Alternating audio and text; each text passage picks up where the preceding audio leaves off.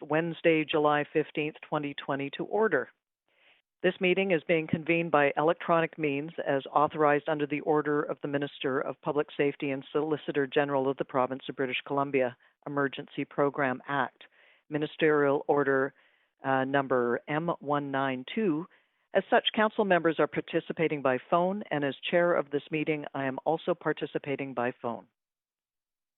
Please note, if my connection is lost during any portion of this meeting, we will recess the meeting until my connection is restored. If council loses connection during the voting process, we have staff on hand to facilitate getting you back online quickly while we suspend the voting process. The contact information has been circulated to you.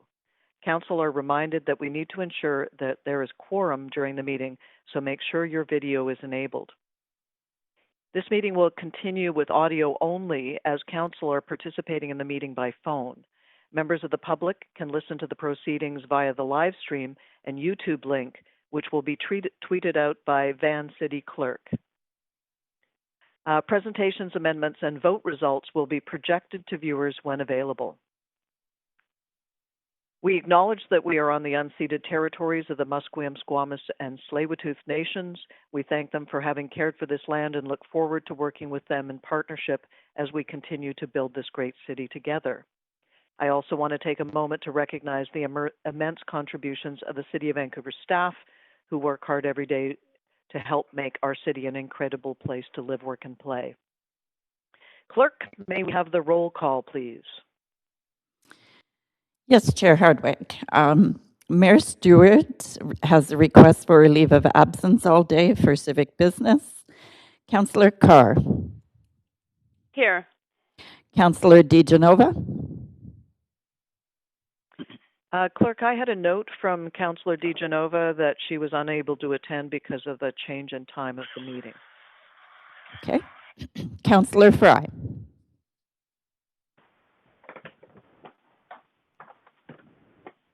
Councillor Fry has a leave of absence all day for civic business. And Councillor Swanson. Here. Councillor Hardwick is in the chair. Councillor Wiebe. Present. Councillor Boyle. Present. Councillor Dominato. Present. Councillor Bly. Present. And Councillor Kirby-Young. Present. The meeting has quorum, Chair Hardwick. Thank you. We need a motion to go into committee of the whole. So moved, Councillor Carr. Thank you, Councillor Carr. A seconder? Bly. Thank you, Councillor Bly. All those in favor say yay. Yay. Yay. Yay. Those opposed say nay. The motion carries unanimously. The first item on our agenda today is a presentation on housing and homelessness. For the first agenda item, we have 5 guest speakers as outlined on the agenda that will be providing verbal presentations related to housing and homelessness. I suggest we hear from all guest speakers consecutively, followed by Q&A, and that each councillor have a total of 5 minutes for questions to all guest speakers. I'm assuming that's okay. So first we will hear from guest speaker Leilani Farha, former UN Special Rapporteur on Adequate Housing.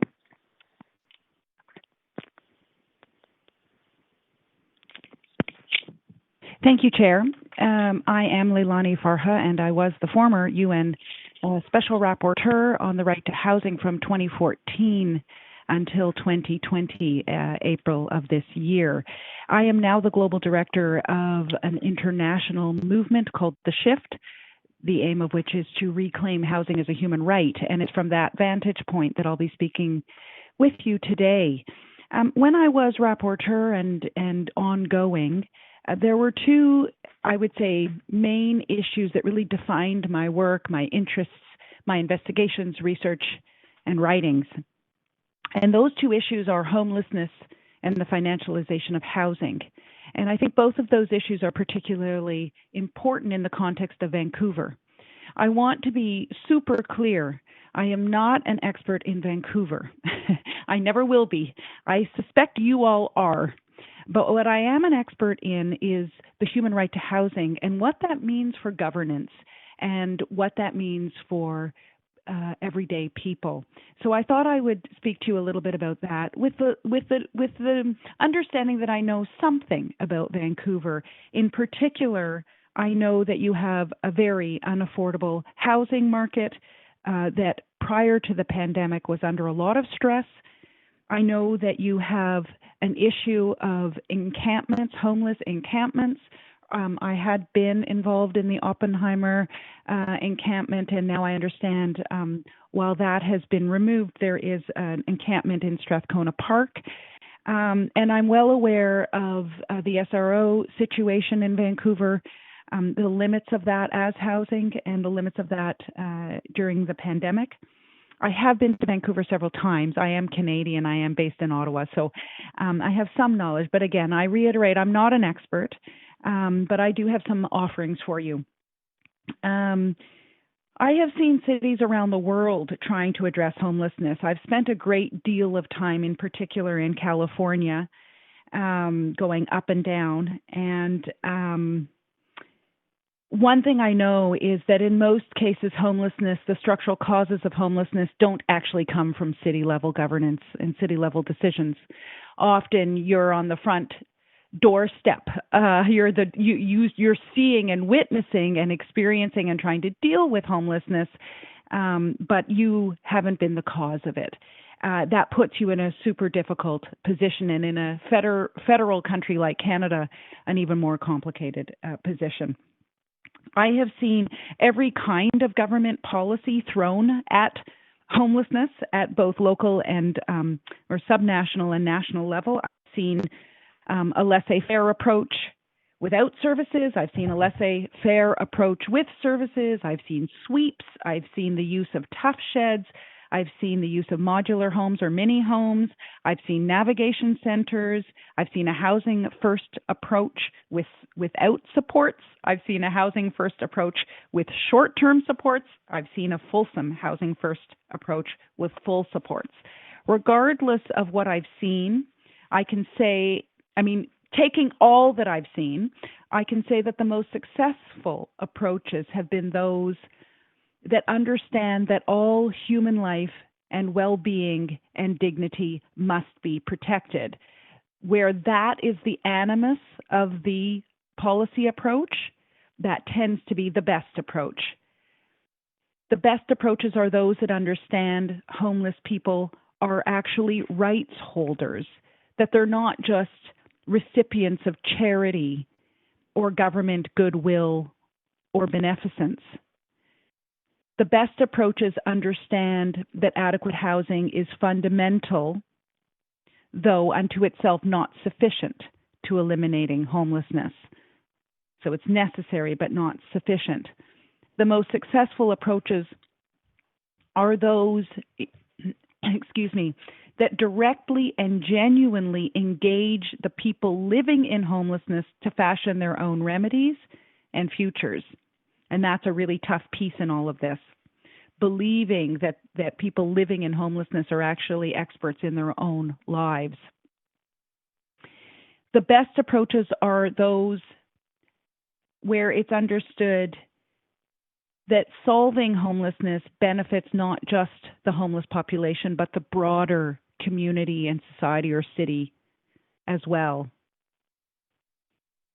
And of course, the best approaches are those where there is a genuine commitment to ending homelessness, ending it, and that commitment finds itself through principles, concepts, resources, and where governments feel it is a matter of their obligation, that they are obliged to do so. All of those things, all of those elements, that's a human rights approach to addressing homelessness, and it's the one that I would urge you to consider. I think COVID-19, as horrific as it is, and every day I feel more concerned, not less, I think it provides us with an opportunity to take a big step towards the elimination of homelessness, and I think Vancouver has started in that direction. and I commend the City of Vancouver for that. I know it's a struggle, but I think that Vancouver has started down a decent path, and you need to keep going. I think some of the things that Vancouver has done in light of COVID were almost unimaginable. Certainly the efficiency with which they were done was unimaginable just a few months ago. And so you should commend yourselves for that and then ask yourselves, okay, where to from here, which I'm sure you are already asking.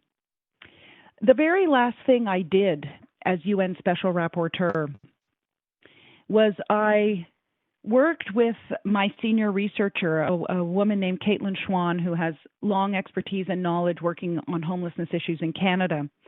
We worked together to develop a human rights-based protocol for homeless encampments in the Canadian context. And I'm not sure if it has been provided to you. If it hasn't, I will make sure that all city councillors have access to it. I know Jean has seen it and has it, so I'll make sure that it gets to the rest of you as well. I'd like to say a few words about it. It was drafted in consultation with a broad range of actors. So I consulted with advocates, those working with homeless encampments. I consulted with academic experts in the area of the right to housing, especially Canadian experts. And I spoke with and consulted with encampment residents, as well as some city officials from both Canadian jurisdictions and international jurisdictions. In fact, the protocol came out of my own interactions with the encampment in Oppenheimer Park, as well as here in Ottawa. There was a large-ish encampment, large for Ottawa, not large by Vancouver standards, at Bayview's bus station, public transportation station, and I got involved in that. And it became really clear to me that the various actors involved in encampments didn't actually know what a human rights approach requires, and didn't really know that at city level, that the city itself has human rights obligations. So the protocol really is intended as a tool for cities who find themselves with tent encampments springing up, and this is happening not just in Vancouver; it's happening right across the country, and it's far worse in COVID-19. One would have thought we would have seen an elimination of homelessness with COVID-19 because of a stay-home policy across the country. But in fact, what's happened is we're seeing tent encampments or encampments springing up everywhere, Toronto, Kingston, London, Edmonton, etc. When you look at the protocol and you see what's required, you might go like, oh my gosh, this is like way too much. Like, how could we as a city do this? And I think you probably already experienced that with Oppenheimer, because the demands from the advocates there were quite a lot of demands. And in some ways, I hope that would be your reaction, because in that sense, then you might think, oh, maybe there's an easier way to eliminate homelessness than by doing what's necessary to make encampments compliant with human rights. I just want to say this. The intention of the protocol is not to suggest that encampments fulfill the right to housing for anyone. The fact that people are homeless is a violation of the right to housing under international human rights law. And all levels of government have international human rights obligations. Anyone exercising government authority has international human rights obligations. Homelessness, as I said, is a prima facie violation of the right to housing. And so encampments in no way get any government off the hook in terms of legal obligations with respect to homelessness. And I don't want the protocol to be misunderstood as a way to make encampments permanent. But what we're seeing with COVID in particular is that for many homeless people, encampments are a very safe place. Not for all people living in homelessness, but for many people living in homelessness, they feel that as compared to shelters, overcrowded shelters, if they can even get into one, an encampment provides them with a better option for a variety of reasons. And I think you can ask me questions about that, but I'm sure you all know what I'm referring to. So I want to be clear that the protocol is aimed at making encampments as healthy environments and human rights-oriented environments as possible, but they are no substitution for ensuring homeless populations have access to long-term housing options. And with COVID, that's obviously showing us how necessary those long-term housing options are. One of the things that I think Vancouver needs to grapple with is this issue of the financialization of housing. And by financialization of housing, I do mean institutional investment in housing, where housing is viewed as a vehicle for profit, it's viewed as a commodity, and it's not viewed as home or a place where we can grow our families and contribute to our communities. I don't mean by the commodification or financialization of housing, I don't mean the average person who takes out a mortgage so that they can buy a home. That's not what I'm talking about. I'm talking about a very new, relatively new phenomenon since the global financial crisis, where we see pension funds and other large institutional investment in housing as a profit-making place, as a place to hide money, launder money, as a place to leverage more capital rather than housing as home. I think Vancouver and British Columbia has taken steps, in fact, one of the few provinces in Canada to actually take seriously this issue. But I think it needs to be worked on further. And I think the city is in such a good position to actually have really important conversations, not just with provincial level government, but also with federal level government that has not been very active on trying to curb financialization and ensure that financialization doesn't lend itself to unaffordability, rents escalating, evictions, and then homelessness. So, of course, Vancouver has experienced this firsthand, and so, as I said, is in such a good position to actually engage in some really serious conversations about what a legislative framework might look like at the national level to help control what's, in fact, one of the root causes of unaffordability and ultimately homelessness. You're at your 10 Yeah. minutes. I was just going to say, I'm going to pause there, and if there are questions, I actually can't stay for the full session, so I didn't know if you were going to do questions immediately after each speaker or at the end of all the speakers. No, we, as we'd stated, we were going to do them at the end of all speakers. That's unless the council wants to move for something different, but that is what we had established in the opening. Anybody? In that case, if you are able to hold on, I'm sure that there would be questions, but in the interest of moving things forward, we'll have to move on. Yes, Councillor Swanson. I move that we hear this speaker so that we can get our questions in before she has to leave.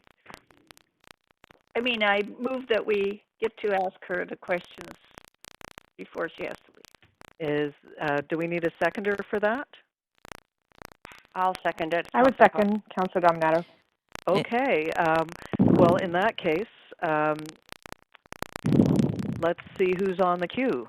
Councillor Swanson. Yeah, I have two questions. Excuse me, pardon the interruption. It's the clerk here. We do need to vote on that motion to. Oh. And while you're in, while I have the mic, I will just indicate while we're in committee, we do not require seconders. Thank you very much. Can I have all in favor say yay? Yay. Yay. All in opposition say nay. That's carried. So over to you, Councillor Swanson. 5 minutes. Yeah, so I'll just do both questions. Thank you so much for the presentation. The first question is, how would we go about entrenching a human rights approach to homelessness in the way our city works? And the second one is, if the city talks to the province and the feds about financialization, what are specific things that we should talk to them about or ask them to do? And will you field all questions, or should I answer question by question, Chair?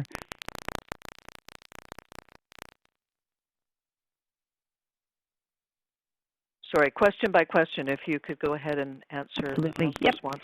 Thank you, Councillor Swanson. Those are good questions. In terms of entrenching a human rights approach in city policies, procedures, governance, etc., with respect to housing and homelessness, I have, as rapporteur, I drafted a couple of reports that would be instructive for the city, I believe. The very last formal report I wrote was on the implementation for the right to housing, and it's a set of guidelines that really takes you through what would be necessary in order to implement the right to housing at any government level, including city level. I have actually, through the shift, started what is called a demonstration project with the backing of CMHC. And the aim of the demonstration project is to actually work very closely with 4 or 5 cities over the next 2 years to really look at what it would look like to do the right to housing at city level and work with city officials, both on the political side but also at in terms of city staff, to imagine that approach at city level. And so I would really encourage and invite the City of Vancouver to consider becoming part of that demonstration project. We will together develop tools, figuring out how you will have an existing housing strategy and how that could be enhanced through a human rights approach or with a human rights approach. In terms of the second question, it's a very good question. One of the places I've kept my eye is, especially during this pandemic, is the issue of real estate investment trusts. I won't get into the technicalities here. You can all Google what an REIT or a REIT is. It's basically several properties grouped together, and then individual investors or institutional investors can put their money into investing in this group of properties.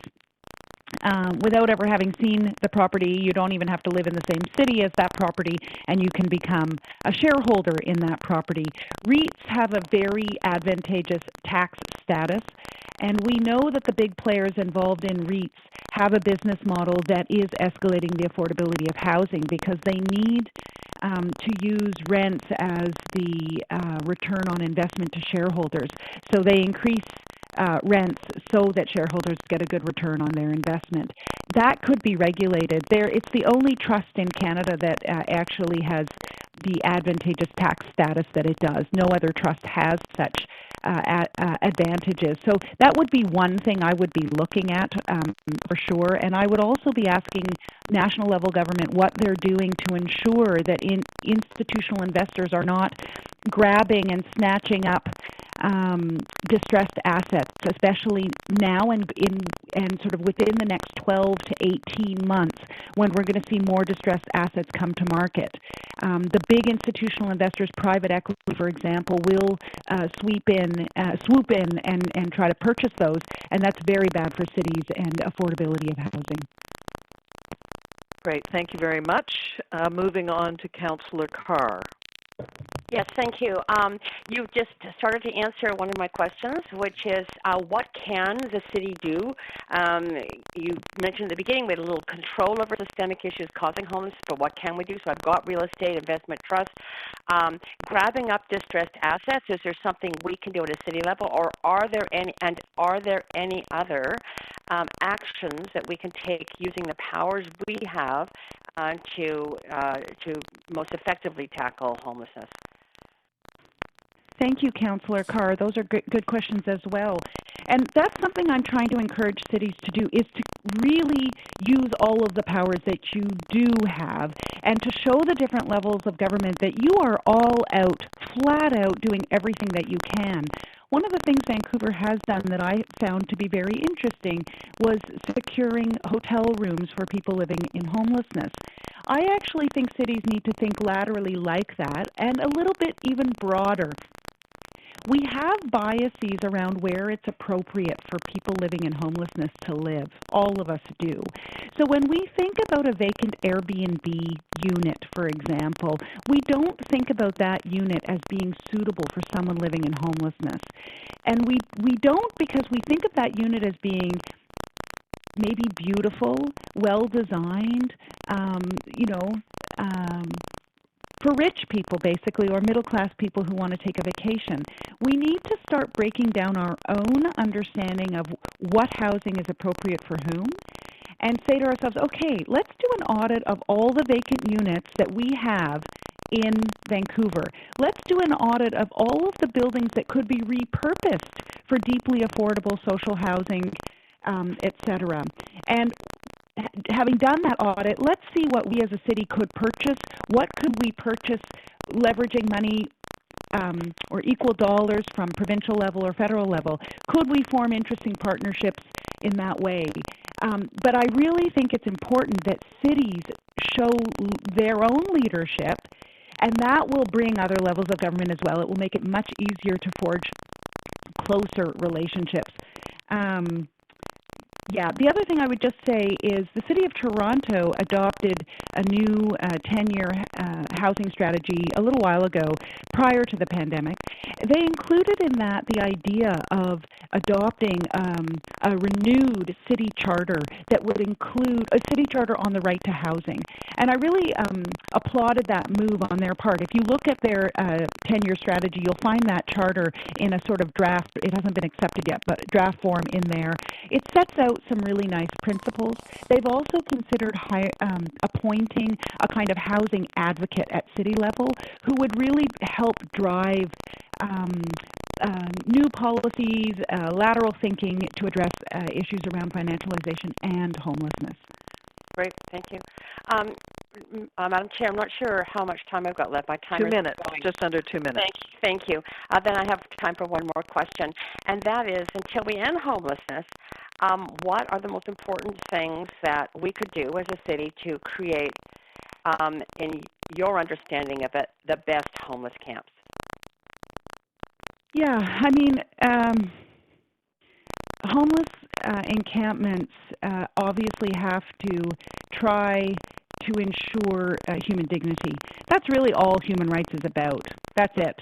If you think back to World War II and why human rights came in, it was because of what humans can do to humans, right? We can treat each other really poorly, and we can rob of each other human dignity. And so the idea with an encampment from a human rights approach is to ensure dignity. So what's required? It's kind of obvious. Water, sanitation, garbage collection, a place to store personal items, privacy.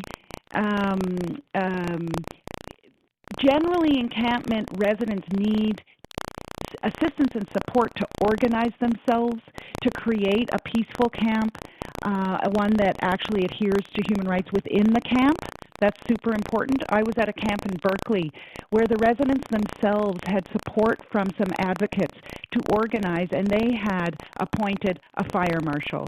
They had appointed an anti-oppression advocate within the camp whose responsibility was almost like a sort of human rights officer to ensure harmony within the camp.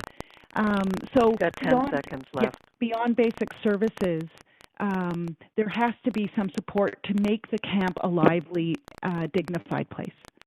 Thank you. Perfect. Thank you very much. And now on to Councillor Dominato. Hi there, and thank you for making the time this morning. I just wanted to follow up on your sort of initial comments about, through your experience, the range of frameworks you've seen in terms of addressing homelessness and housing. And you articulated quite a range of things, of sort of laissez-faire to, well-supported housing first with wraparound supports. But are you able to articulate for Council specifically examples where you've seen sort of top-notch, like the best, and again, there's going to be different approaches, different climates, different environments, but what have been the best approaches you've seen of those ones that come to mind when you were talking earlier? Yeah, absolutely. That's an easy one. The best approach to homelessness worldwide at the moment is in Finland. You'll find actually a lot of roads lead to Finland, health outcomes, education outcomes, but certainly with homelessness. So they have adopted a very fulsome housing first approach. And by fulsome, I mean with those full wraparound services. But what they do is they don't administer it as a sort of project. So it's not time delimited. Any individual who falls into homelessness will not be in the shelter system for more than 48 hours. They will be moved out of the homeless shelter system within 48 hours and into long-term housing. There's no transitional housing. And that housing comes with whatever services and support, social workers, et cetera, that individual or household needs. That could be 2 weeks of support. That could be 20 years of support. But that's the commitment that the government has made. Helsinki and Finland is the only country in Europe, and in fact, by my estimation, it's one of the only countries in the world that has actually reduced homelessness in the last few years. They are set to end homelessness by 2027. So their commitment is what makes, and it comes from a human rights-based approach. They understand housing is a human right. I'll say one last thing. When they first implemented their housing first approach, they were successful, but they weren't really reaching the numbers they wanted. They weren't hitting their ultimate targets. They realized they weren't taking a structural approach. So they then examined what are the structural causes of homelessness in Finland, and then they started administering a different sort of program. So they kept with the housing first, but then they also adjusted some structural issues. One of the things they found was that social assistance entitlements were too low, and that was causing homelessness. And that is absolutely a problem in Vancouver, in British Columbia, and right across Canada. So again, something that really should be advocated for loudly with all levels of government. I appreciate that. I appreciate the sort of tangible examples and particularly that focus on the structural issues and underlying what we're seeing. One last question is, from your perspective, in the models you've studied, has wraparound support been really critical to success in addressing homelessness? Because we often talk about housing first and getting people into housing, but often I think we all recognize people have chronic health issues, mental health addiction issues. Not always, I'm just saying in many cases. And is that a fundamental critical piece to this conversation? Oh, it absolutely is, and especially in Vancouver and in Canada writ large, because many people actually have been in homelessness for some time. By the time you might implement a Housing First program, in and out of homelessness, and that homelessness itself creates a whole bunch of triggers, a whole bunch of issues health issues, mental health issues that might not have otherwise occurred. Wraparound services are essential. I just also want to mention one other example of something quite interesting that I really should start talking about more. In Barcelona, actually, it might be in Madrid as well, they have a law that says that no one can be evicted into homelessness. Now, that is evicted into homelessness, even for arrears. Legal eviction is illegal in Spain if that person is going to be evicted into homelessness. And that's something we have to start getting our heads around. And what they do is the adjudicator learns that the person may be evicted into homelessness, pairs that person with a social worker, and that social worker works with them to find alternative accommodation, and only at that point can that person be evicted. And that, to me, is super important, especially right now with COVID and many people receiving eviction notices that will be implemented post-COVID. I'm quite terrified about what's going to happen across this country in that regard. So just add that to your ideas. Yeah, that's fantastic, and thank you very much for your time this morning. Pleasure. And thank you. That's it for questions. And now let us go on to the next speaker, and that is Rob Turnbull, CEO and President of Street O Home. Get that right? I believe there's a PowerPoint for this as well.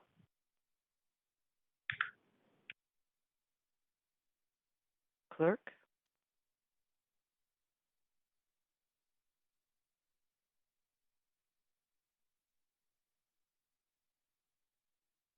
Has the screen been shared?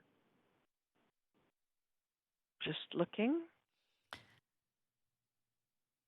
Chair Hardwick, this is the clerk here. Yes, we do have it up on the screen. Great. So please go ahead. Thank you. Street to Home started in 2008 as a partnership with the province, the city, and the private sector. Our mandate is to broker and leverage opportunities to fill gaps in the homeless service system. Today, I'd like to introduce two initiatives that Street to Home is launching in the next 6 months. both long time in coming. The first is Recovery Cafe Vancouver, and the second is Delancey Street Vancouver. Each model is empowering and supports individuals to move along their preferred life path.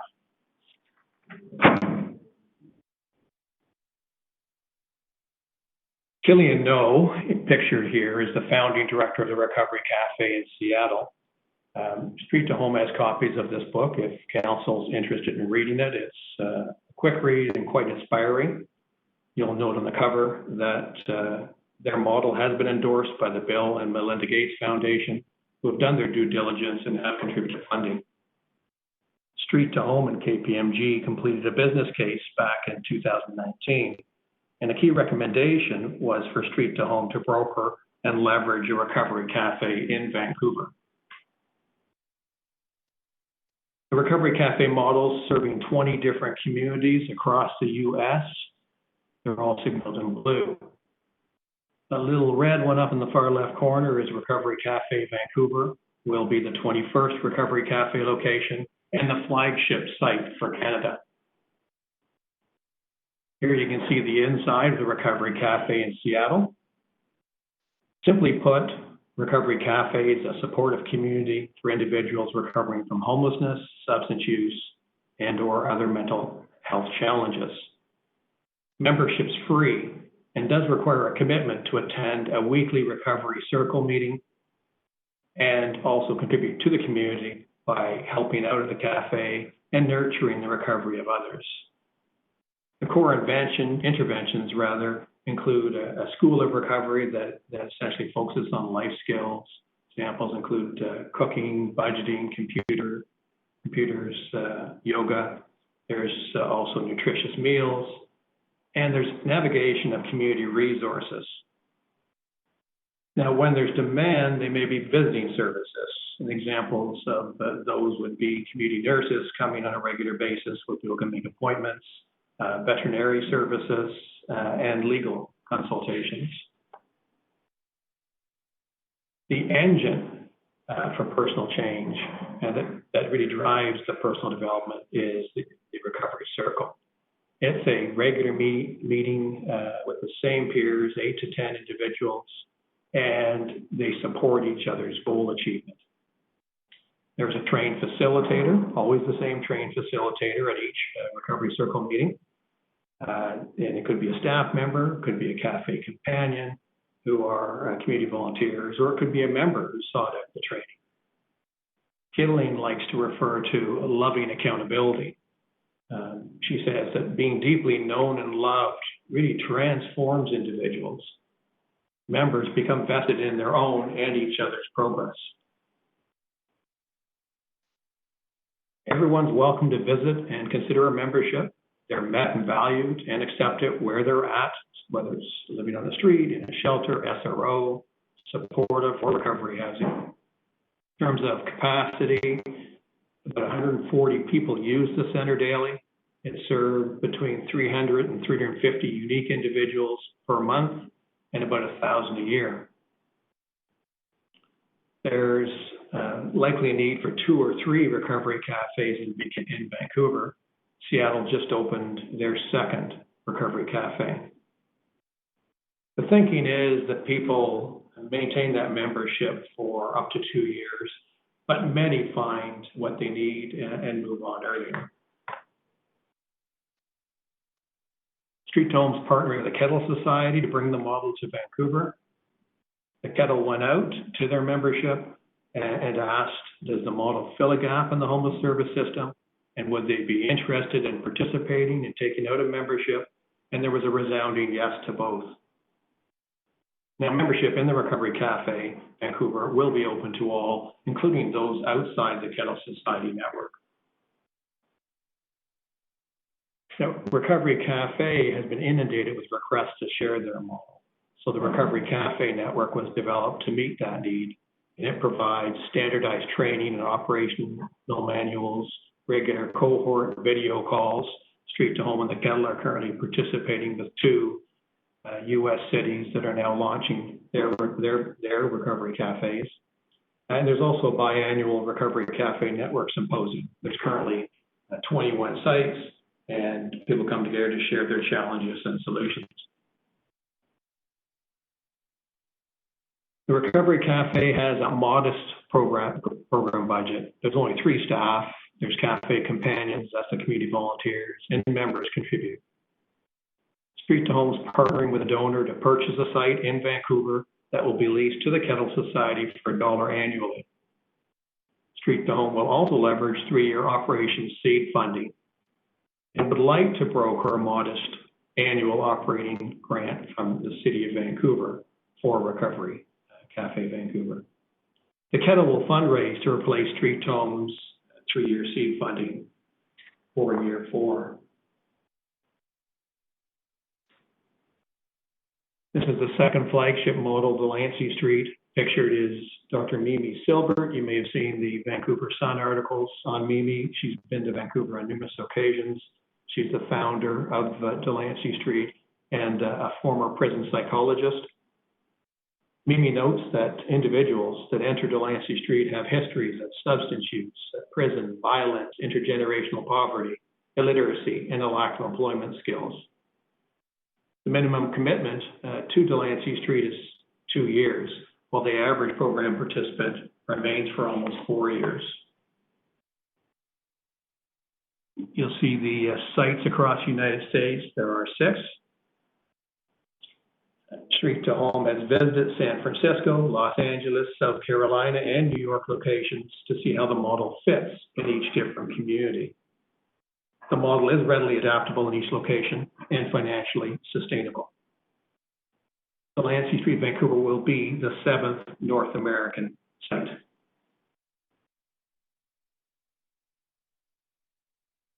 So the model is a live-in educational community. It's not unlike going off to university. Provides academic, vocational, and social skills and the discipline, values, and attitudes individuals need to thrive in mainstream society. Individuals learn about themselves and how to develop their strengths through practicing life skills, living, working, and interacting in a supportive community that holds them accountable. Vocational training schools are the engine behind Delancey Street's success. They're managed and taught by the students themselves. Everyone learns a new job from the person who held the job before them and teaches their current job to the newer student. For those who have never held a job or been out of employment for a considerable period, this is both challenging and rewarding as they develop a strong sense of pride and dignity in their own achievements. Graduates of Delancey Street have become chefs, lawyers, accountants, truck drivers, salespeople, realtors, mechanics, contractors, engineers, firemen, sheriffs, coroners, and dental technicians, a wide array of career paths. So anyone exiting corrections, living on the street, in a shelter, supportive, or recovery housing, who are willing to make a 2-year commitment can apply. They can write to Delancey Street and make an appointment, or they can show up and wait on the bench. Every facility has the bench, and they're waiting for the Delancey Street member panel interview. So it's actually the people who live there who are conducting the interview. In Vancouver, Delancey Street will start with 30 individuals and build a solid foundation to scale to 150 or more people living on the site and learning through the vocational training schools. Street to Home has partnered with Delancey Street Foundation to create a new charity known as Delancey Street Vancouver Association. 3 Delancey Street graduates handpicked by Mimi Silbert, the founder, and mentored by leadership from Delancey Street Foundation in San Francisco will spearhead the development of Delancey Street Vancouver until the local culture and leadership are well established. And we're estimating that to be 3 years based on what we've seen at other sites who have adapted the model. In terms of support for the model, Street to Home Delancey Street Foundation met with provincial and federal corrections, Indigenous groups, and individuals with lived experience. There's no shortage of interest from each of these groups. In a nutshell, The Delancey Street model combines housing with life skills development, education, and employment training schools at no cost to government, families, or residents. You're nearing your time, a little over time. Are you nearly done? Two more quick points. Street Home will partner with a donor to purchase housing, commercial and/or warehouse space that will be made available to Delancey Street Vancouver Association at a nominal fee of $1 annually. It will also provide 3-year operations seed funding, at which time operations will be self-sustained through vocational training schools. Thank you. Great. Well, thank you very much. We're going to hold questions until we're finished with all speakers, if that's okay. If you'd hold on the line, please. I will. Thank you. Thank you very much. And so our third speaker will be Jill Atke, CEO of BC Nonprofit Housing Association. Over to you, Jill. Hi, everyone. Thanks for inviting me to come present to you, and I'm sorry for my technical difficulties this morning, 4 months in, and I'm still trying to figure out how to get my audio to work. I'm just bringing up my screen here. And let me know if you can see that. Yes, we can. Okay, fantastic. Thanks very much. So again, thanks for inviting me in this morning, and I'm glad you're taking a look and seeing what housing and homelessness looks like in Vancouver's COVID recovery. I'm just going to start out fairly high level and just introduce you to the 2017 affordable housing plan we developed for British Columbia. This was ultimately adopted in large part by the provincial government, and we see those programs rolling out now. So I'll just give this some provincial context and then bring it into a little bit more of a local focus. So when we set out to develop this plan, we wanted to be able to quantify the number of units of low and moderate income rental housing we would need province-wide, but also for specific regions throughout the province in the next 10 years. We tried to factor in a backlog, so those units of rental housing that hadn't been built over the last several decades, but should have been built, as well as accounting for population growth, how many low and moderate income rental households would be moving into the region and the province over the next 10 years. So we know through this research, we have 117,000 households in the province who need help affording their current rent. So they're living in a good condition unit that's the appropriate size for their household composition, but they can't afford rent. They don't need a new unit of housing, they need help affording their rent. And then we came up with a figure of 115,000 low and moderate income units that would be required to fix this backlog and also to account for population growth. In the Metro Vancouver region, that 115,000 units breaks down to 79,000 low and moderate income units, all rental housing going forward into the next 10 years. And then how does this relate to the City of Vancouver's own plan? Our plan focuses, as I said, provincially with some regional outbreak, but then also we don't have City of Vancouver specific numbers, but as you're all, of course, well aware, you've got your own housing strategy. And this is the quadrant, or the numbers in green is the area of focus for our association. And we work very, very closely with the Co-op Housing Federation as well as under the umbrella of Housing Central and the community housing sector. So about 35,000 homes are needed over the next 10 years or so. So what we didn't factor into this plan, and I'm really glad that I'm following up Leilani Farha, who provided some broader context. It's this sort of a mea culpa here. In our plan, we had sort of assumed back in 2017, we knew that rents were rising, but certainly not at the proportion that we've seen over the last 3 or 4 years. So what this figure shows, and these are province-wide numbers again, we have lost about 34,000 units of housing, rental housing that is renting at less than $750 a month.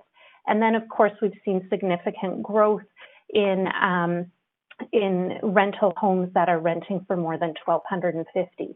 And so all of the new housing that we're building cannot make up for the damage caused by the loss of affordable rental housing.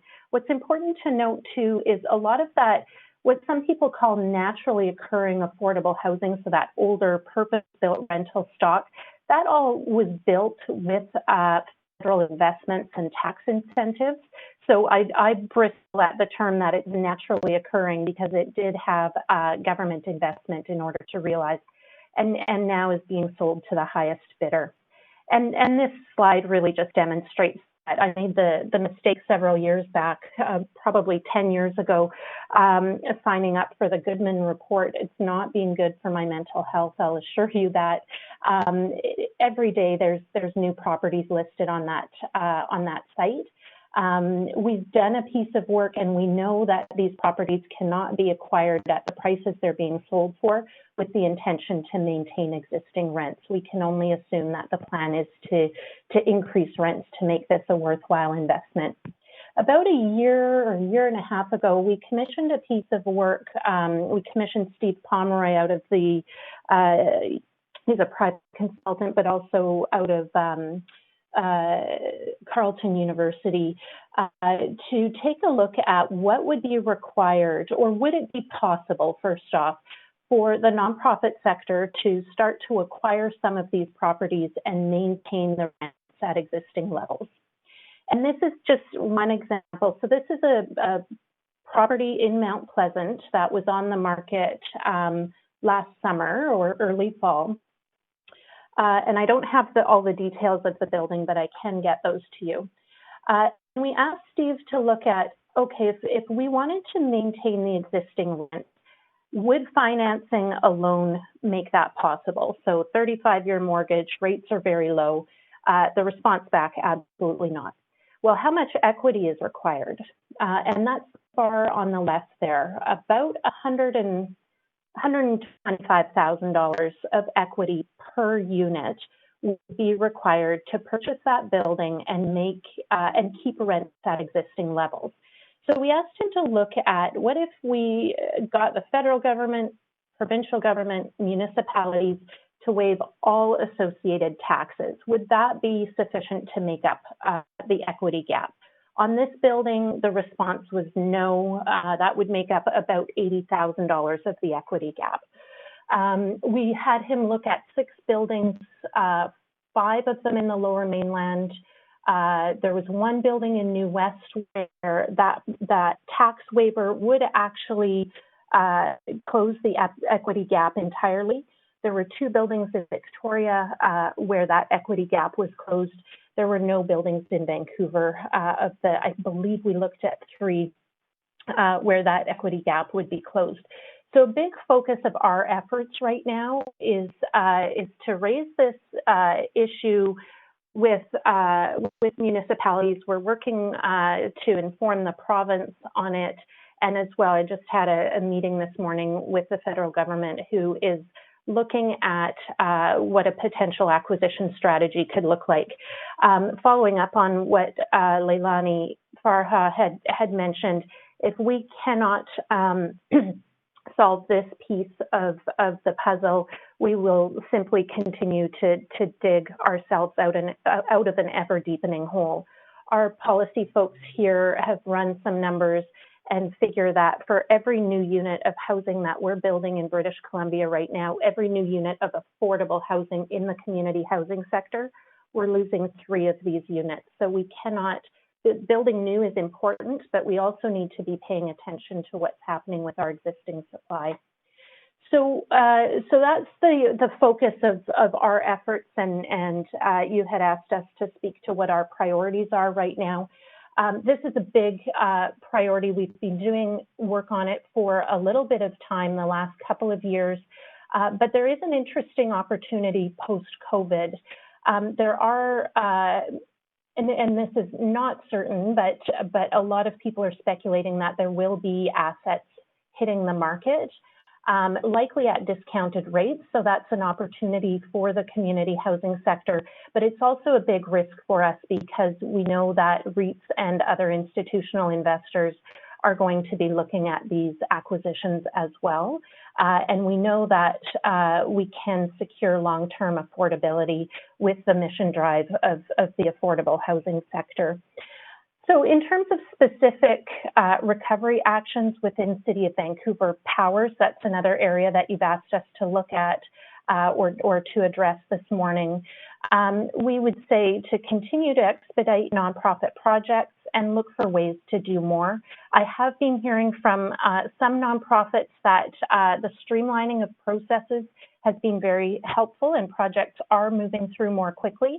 And yet I hear from others where things seem stuck year over year and projects are not moving forward before coming through to council. Every project is unique, but I think probably what I'm hearing is from our membership is that more could be done in terms of streamlining. The other thing we can do is focus grants to increase affordability on projects where senior levels of government are not investing.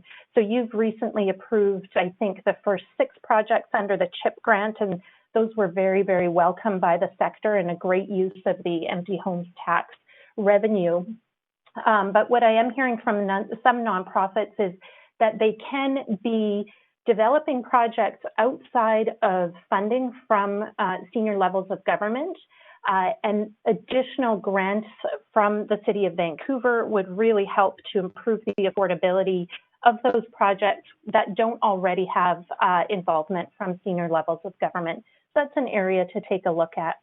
On CAC projects that are currently being purchased essentially by nonprofits, I would suggest if you're seeking affordability, eliminate the prepaid lease requirement. I don't know of another municipality in the country that does this. Increase land contributions. City of Vancouver owns significant land, has significant land holdings. Those could be used. And just really being intentional about whose voices get heard through public processes is another one. And I've got a slide here, advocacy to senior levels of government, which is another area you've asked us to look at. And I can address that through the questions if it comes up. Thank you. Terrific. Thank you very much. And please stand by for questions. Next, we have guest speaker Jim O'Day, co-founder of Terra Housing. Good day, Mr. O'Day. Are you there? Clerk, is Mr. O'Day available? Am I here? Ah. I've arrived. Good morning. Okay, good morning, everybody. So, thank you for inviting me here today to listen to some of my perspectives on the delivery of affordable rental housing in Vancouver. Mr. O'Day, your sound is not great. Oh, is that better? Yes. Hey, please don't just listen. Please hear me and what I'm saying. As I have only 10 to 15 minutes, I will not be talking about the affordable rental housing that is negotiated with developers or the CACs that are negotiated. Well, I'll be talking about the use of the CACs, but not negotiation. I will be commenting on the spending part. I believe that the city does an exceptional job in the negotiations and balancing of CACs. So good on you. My focus today will be on affordable housing, inclusive of housing for vulnerable populations, low-income housing, and worker housing, and the need for all of us to stand together and move forward rather than making efforts to return to yesterday's normal. As my response to your 3 questions will be in those areas. In this presentation, I will comment on how and why things were done in the past, and I will make recommendations for how things can be done and must be done in the immediate future. I would also request that you keep an open mind and seek the positive in my recommendations. I understand that everyone present or working in the field of affordable housing are doing their best to achieve the goals that were previously set. Most people involved in social housing are passionate in their choice of vocation, but we have to look deeper in defining our future goals to give a more effective framework to our actions. We need to learn from our past policies, strategies, and governance around housing so that we do not keep on repeating them in hopes that things will fix itself. Rather, we have proven that that just doesn't work and will get worse. The first question is, what are the top priorities regarding housing and homelessness in Vancouver? This is a time to be moving forward and get as many social housing units as possible delivered in the city of Vancouver. Now, the concept that I am suggesting may not be very acceptable within the hall, but it has been done before, not to the level that I am recommending. So you are in charge and you can direct it to happen. It is up to you to make that decision. Recommendation 1. I'm recommending that you pass a motion instructing staff to immediately embark on a program to issue a proposal call to the nonprofit and co-op housing sectors for all city sites that have the possibility of being developed as affordable housing. The current and rather newly constructed way of providing land, city land, to nonprofits on a one-by-one basis is definitely a way of slowing down the delivery of social housing in the city. So let's be bold. Delivery of housing and being talked about as a priority. So let's do it. Pass this recommendation. Up until the last decade, affordable housing was provided mostly to the nonprofit sector. In Vancouver, in the last 30 years, in excess of 25,000 units were developed and delivered by the nonprofit sector. A few years ago, the city moved the model from the nonprofit sector to inside the bureaucracy when there was city land owned and involved. Since that time, there has been a noticeable decrease in the delivery of social housing on city sites. The nonprofit sector has the ability and the know-how to perform and increase the number of units in the city. Just as an additional comment, I understand that there is an excess of 20 plus sites that could be included in my recommendation. That may be a few sites that are already designated by either past councils or inference. They should be included and the list goes to council for approval with those sites just been indicated. So let me just for a moment list what I believe are the tasks that need to be done in order to move forward on this. Task 1. A proposal, report to council at the next council meeting, the list of the number of projects. Task 2. A proposal call will be issued within the subsequent 3 weeks to the sector for application for the sites. Task 3. The proposal call will close in 4 weeks. Task 4. A report to council with recommendations will be made within 4 weeks of the close. Task 5. Staff report with recommendations to allocate all the sites will be presented within 3 weeks to council. Task 6.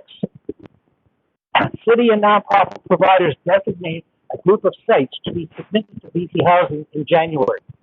Task 7. Multiple sites are submitted in January 21st, 2021. Recommendation number 2. One of the biggest obstacles to the development of social housing are the front-end costs. With the exception of the small dollar amounts, groups have to wait until they get a unit allocation from the province or federal government before they can really move on the upfront end development. With the rules of funding under CMHC, this may never happen.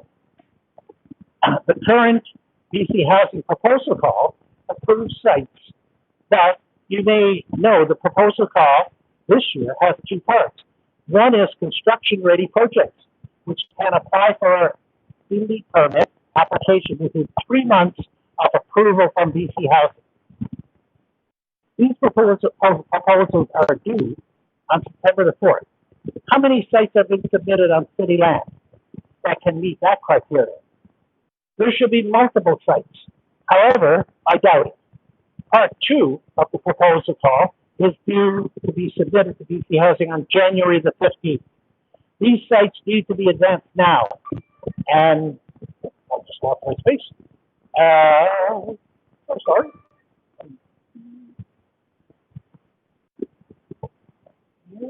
Sorry, that is document. I'm not really good at rolling down to the computer. Okay. Senator, one of the biggest obstacles is doing the front end costs. And if we don't get the front end costs in place, what's going to happen is that we're not going to have successful applications when we submit to BC Housing. So I'm recommending that the city set aside $20 million from CACs to be put into a revolving loan account to assist nonprofits and co-op groups to develop their proposals. This loan will be repaid when the projects are approved for funding, with the money going back into the revolving account to be used again. There is money, by the way, in other municipalities where they make money available to assist in moving ahead on projects. And it gets paid back when the project is approved. It has been in that case. Without these funds, groups in the city have to sit around and wait for a unit allocation and will never be in a position to apply for a ready for construction allocation. And this recommendation is not accepted, and I don't mean to be threatening here, but Vancouver will just continue to waddle along and continue its recent achievement in getting, one or no allocations annually from senior government, which has been the result over the last 5-6 years. In addition, without this fund, Vancouver sites will always be drastically delayed.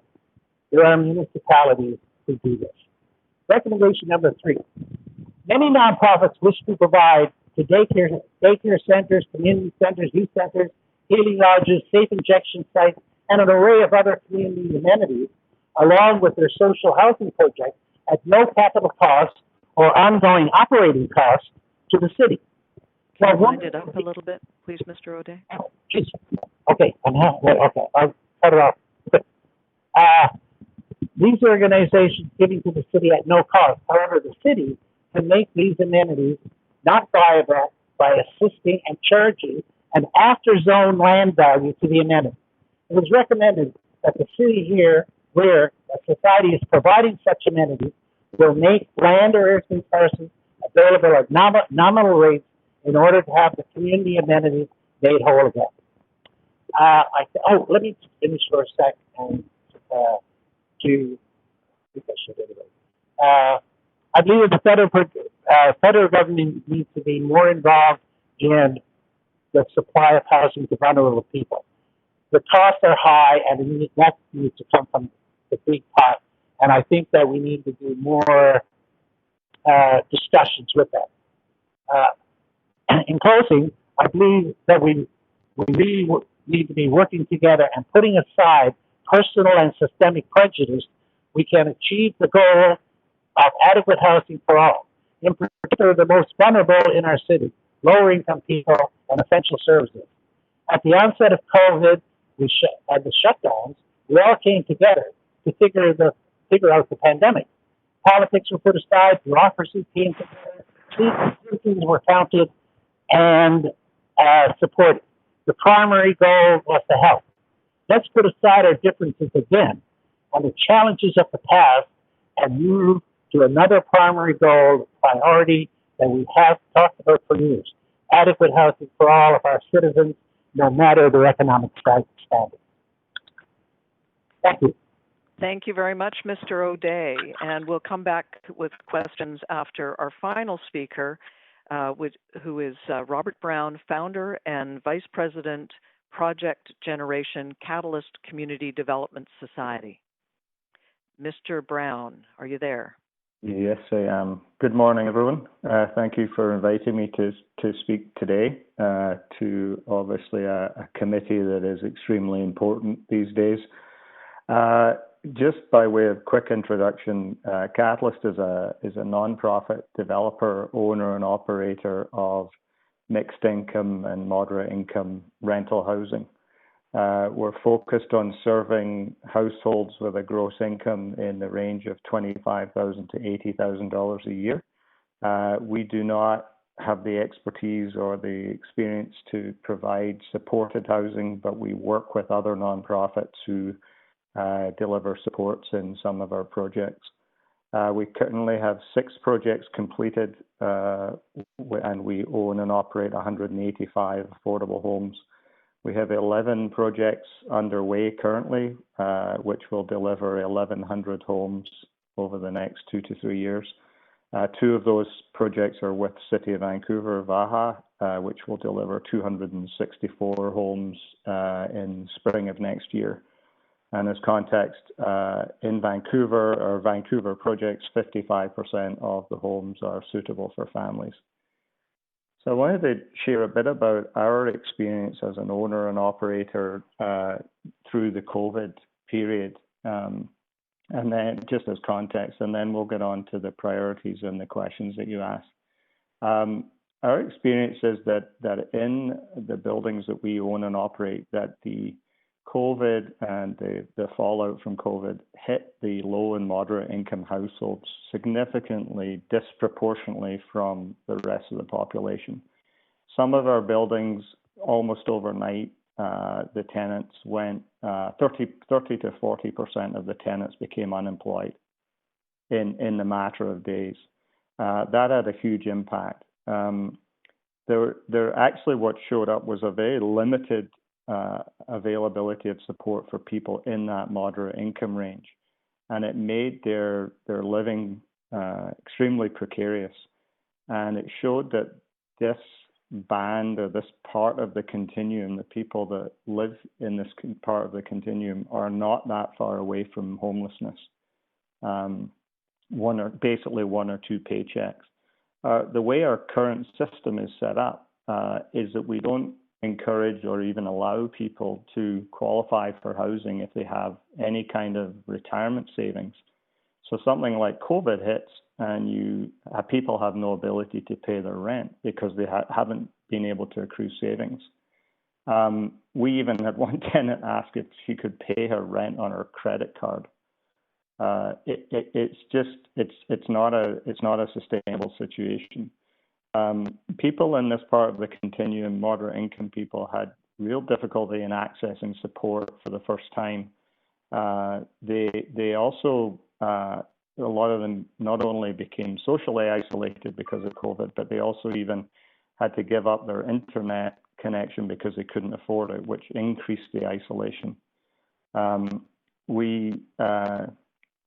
The rent support that was provided was reasonable for people, individuals, but it wasn't sufficient for families because it was the same amount of rent support regardless of household size.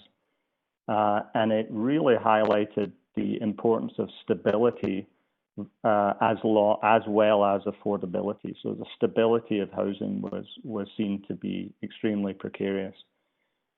We saw a very varied response from landlords. And obviously I'm somewhat biased, but I do think that the nonprofit sector stepped up immensely in supporting their tenants.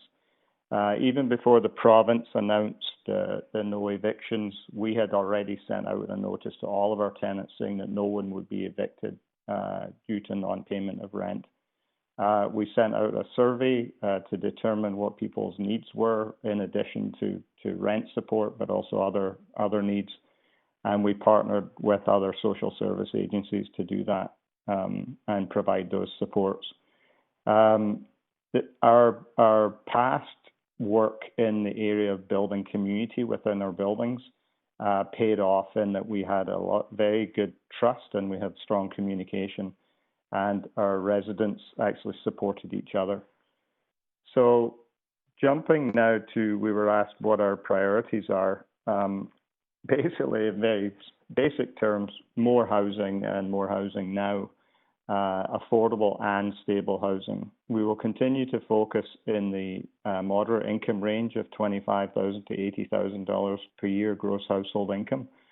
We do that by working in three areas. One is partnering with nonprofits and churches.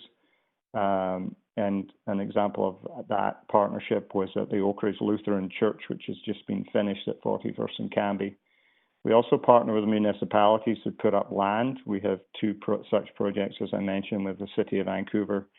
And we actually partner with market developers who have affordable housing obligations. And we have both delivered projects on market sites, and we have acquired developer-built affordable housing, and we now own and operate that housing.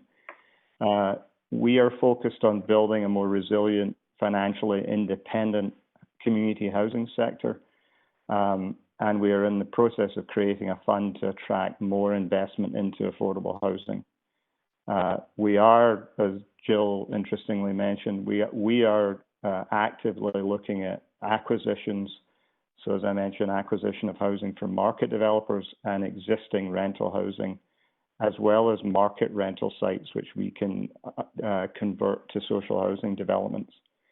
The city opportunities as we see them, to follow on from both Jill and Jim, the city really needs to make more land available and make it available now. It's been a long time since any land was made available. We've shown, and many others have shown, what the nonprofit sector can do if we're provided with that land. We need to expedite the creation and operation of VAHEF to free up their assets. It's taking way too long. We need to look at greater use of density to incent deeper affordability. The MERP program goes one step in that direction. There are incentives to create market rental projects, but there's actually no specific incentives with density for social housing projects. It's not defined, so we don't know what we can build before going through a lengthy process. So we need to get greater density to create non-profit social housing projects and outright bonus density for social housing projects across specific zones. You're going through your secured rental policies right now. We think that those policies should at least let the nonprofit community know what density will be provided for a social housing project. The current gap in delivering housing for people in the $15,000 to $30,000 range is marked. Everyone knows that it's extremely difficult to do that. To Jill's point, we think that these turnkey CAC units that are received from developers should be used to serve that, and they do that by not charging a significant prepaid lease payment that then has to be mortgaged. You need to continue to protect existing rental stock, but allow nonprofits to replace and expand that as long as there's a strong relocation plan and ensures relocation is at the same rent or better. But we think that the nonprofit community housing sector is the right vehicle to do that.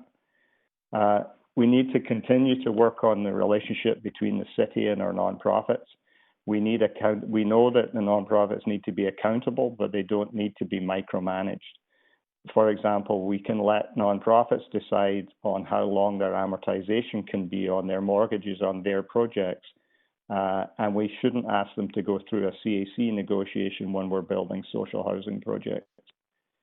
We need to incent nonprofits and churches to use their land assets by providing additional density, a revised and more accessible CHIP grant, and from floor area calculation. We have suggestions on potential opportunities that would focus on ensuring a continued policy of no sale of public land. We would suggest that the province focus their grant dollars on the deeper affordability end of the continuum of housing. We need to be focused on need, not on numbers of units. And the market can't deliver that housing at the deeper end of affordability. It needs to, and the deeper end of affordability needs to be also coupled with funding for supports, as was shown very successful in a temporary modular program. We need to create a fund to provide low-cost bridge loans, as Jim was saying, to get projects from proven feasibility into construction. And we need to create a fund to help build the capacity in the nonprofit sector so that it can develop its own assets for affordable housing. And we need to reduce or exempt affordable housing land sales from property transfer tax. At the federal level, we need to continue and expand the low-cost loan programs. We need to create a low-cost financing program to fund acquisitions of existing rental product. We need to expedite funding under the co-investment fund, as well as changes to charitable tax laws and exempting affordable housing projects from self-assessed GST.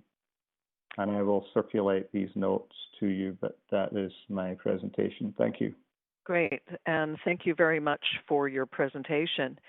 Council, at this time, we would be having questions to our guest speakers. So if you, Councillor Dominato, I see that you've asked to be added to the queue. If I can figure out how to do that. And I'm seeing a number of councillors have already lined up to speak. Can you also, councillors, when you're starting, just indicate which of the guest speakers that you are addressing, and you have 5 minutes. First up, Councillor Swanson. Yes, hello everybody. Can you hear me? Yes. Yes. Mm-hmm. Okay, I have 2 questions for Jill Atkey. So the first one is, you said for every new unit of affordable housing, we lose 3 of the apartment units. And I was just wondering, number 1, over what period? And 2, when you say lost, do you mean we lose the affordability, or do you mean we lose the actual physical unit? Thank you, Councillor Swanson. That's an important clarification. So we don't lose the actual unit, we lose the affordability of that unit. So those are, we were looking at rental units renting below $750 a month. And so between 2011 and 2016, we lost 34,000 of those. We've projected some of those numbers forward. We won't have a good sense of it until the 2021 census comes out in 2022. So this is part of the challenge with housing data in this country. But we wanted to credit the investments provincially that have happened since 2015. In other places, it's far more severe where those investments have not been happening. I saw figures from Ottawa, one new unit, 15 were lost. So we're in that way, I suppose, a bit fortunate because the investments that we have made. But it's one, for every new unit that gets built, we're losing a unit renting below $750. Thanks. So another thing is, I'm a fan of the Goodman report too, probably from the same perspective as you. But looking at those apartment buildings, and you said that they wouldn't be able to sell at their current prices unless they were anticipating increasing the rents. And of course, the main way they can increase the rents is by getting rid of tenants. And I think you guys have a position opposed to vacancy control, but correct me if I'm wrong. But I'm wondering if we had vacancy control in just privately owned buildings, wouldn't that bring down the price so that we could, in fact, have a better chance of acquiring them for government or nonprofit? Yeah, you're not incorrect, Councillor Swanson. We have not come out in favor of broad vacancy control, although we did support the City of Vancouver's motion for vacancy control in SRO buildings. But I do worry with broad vacancy control that it would disincentivize the private sector sufficiently to build rental housing, that we would see a virtual end to new rental housing development, and I don't actually think we can afford that. There is some work happening with some of our national partners. Canadian Alliance to End Homelessness is one of them, and they'll be having a report come out later this week that looks at a combination of an acquisition strategy with further regulation in what's happening in the private market, and that may strike the right balance. I think it's tricky though, because we have not seen the investments in or really the development of new purpose-built rental for more than a generation. That is in part what's gotten us into the situation that we're in right now. We have an increasing demand for rental and a really diminished supply, and that is in part what has driven up prices. So I think we just need to tread cautiously around vacancy control. Just one other quick thing. You said that there's no other municipality that takes CAC lease payments? We're the only ones? Not that I'm aware of. Now, to be fair to the City of Vancouver, there aren't a lot of municipalities that have turnkey projects built by developers that nonprofits then take over the operations of. So it's more through inclusionary zoning practices in other municipalities, just given the scale. It's a smaller number of units that we gain. But there is no municipality that I'm aware of in the province for sure. And when I speak with my national colleagues, they're often very, very surprised to hear that we at the City of Vancouver the City of Vancouver takes a prepaid lease payment, anywhere depending on the project, 18 to 30 million, and then turns around and expects deep levels of affordability. Thank you very much. Your time is up. We'll be advancing on now to Councillor Kirby-Young. Thank you, Madam Chair. I have a question for Mr. O'Day, but I wonder first, before starting my time, if we could do an audio check, because it was very difficult to hear Mr. O'Day during his presentation. Might we do that? Mr. O'Day. Yeah, it's still pretty staticky. Oh, I don't know why. Is that good enough, Councillor Kirby-Young? Yeah, that's a bit better. Okay. Thank you. I'm going to start your timer now. Okay. Thank you very much. Thank you, Mr. O'Day, for being here. I wanted to thank you for being so forthright and bold in your comments. And I just wanted to reflect back a little bit, to be clear, because it was a bit difficult to hear you. You seem to be advocating or identifying that the city really should be playing a different role and that we should be reviewing the paradigm and the role of the city and stepping back from being so involved in development projects and supporting and enabling the nonprofit sector. Is that what I'm hearing? Yes. Would you like? Okay. You spoke to the fact that, because I believe that in your capacity with Terra, you work with a number of different nonprofits. Is that correct? And you're seeing that there are less sites being made available in the past number of years than prior to the implementation of VAHA? Yes. And just a comparison probably is also BC Housing started to move in that direction 20 years ago, 25 years ago. And then they brought in a new chair who moved them in another direction, said, no, the community has to be a part and has to be part, not part, but they've got to do the development. And I believe that the community has a lot more experience and they have a lot more stability on an ongoing basis than bureaucracies. So if you had to really distill it down, you're saying that the city can provide the land, they can provide the sites, they should help support some of the roadblocks that you mentioned, for example, revolving loan fund repayable for the upfront costs, and try to maximize any support that we can receive from BC housing applications. Is that a good summary?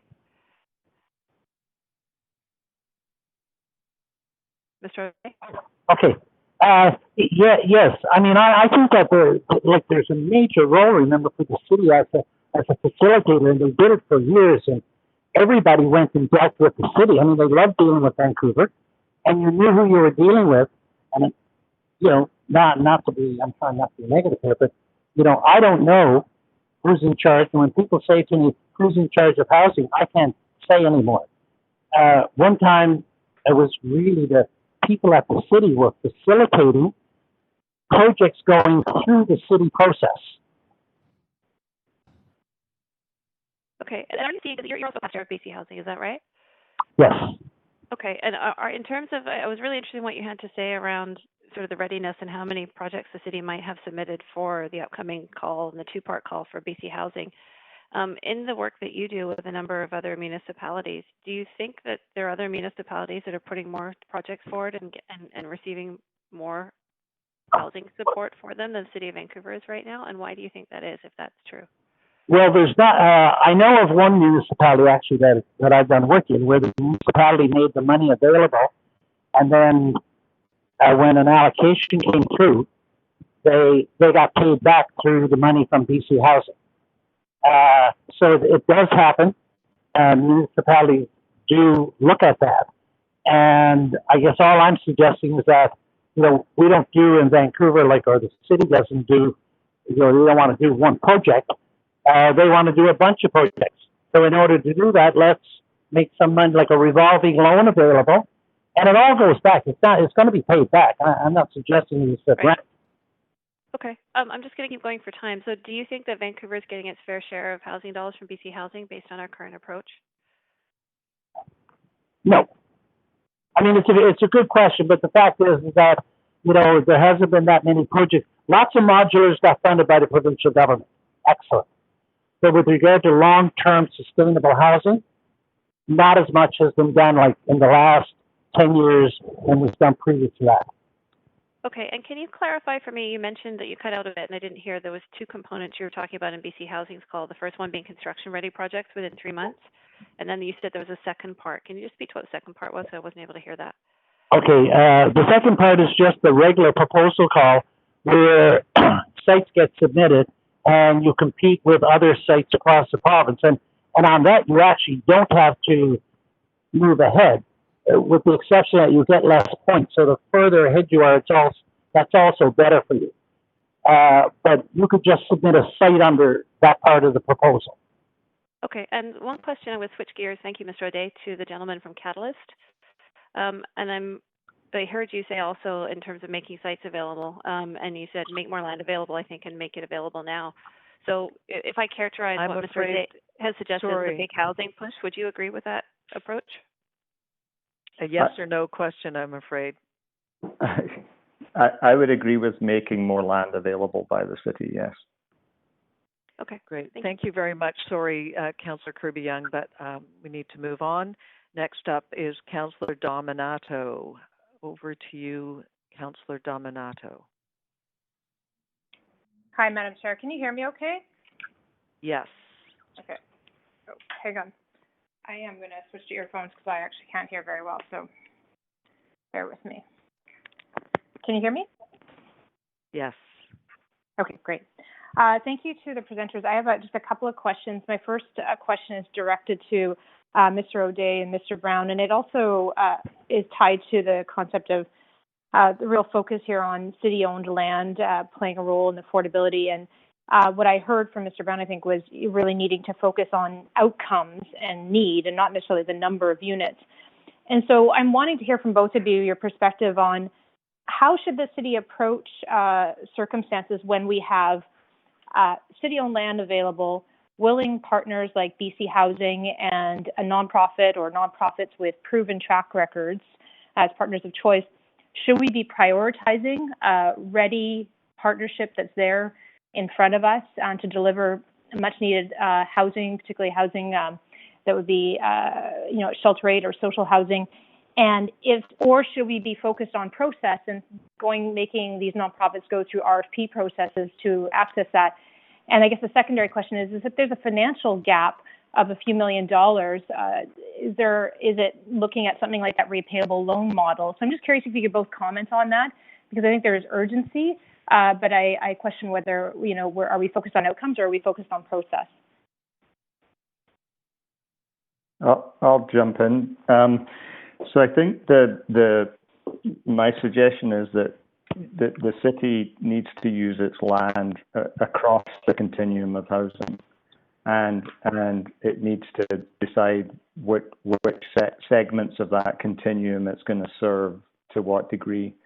As I was saying, I think that the province needs to focus its capital dollars, its capital grant dollars, at the lower end of the continuum, because that's where they're most needed. What they do is they sometimes get caught in trying to deliver more numbers of units as opposed to need, right? Serving deeper needs. So with the city land and provincial and federal capital dollars, you can serve and provide housing for the people at that deep affordability end of the continuum. And then in the moderate income realm of the continuum where we operate, the example of the two projects we're currently doing with the city show that you can, with that free land but with no capital grant dollars, you can deliver good affordability for people on moderate incomes. So you need those two solutions.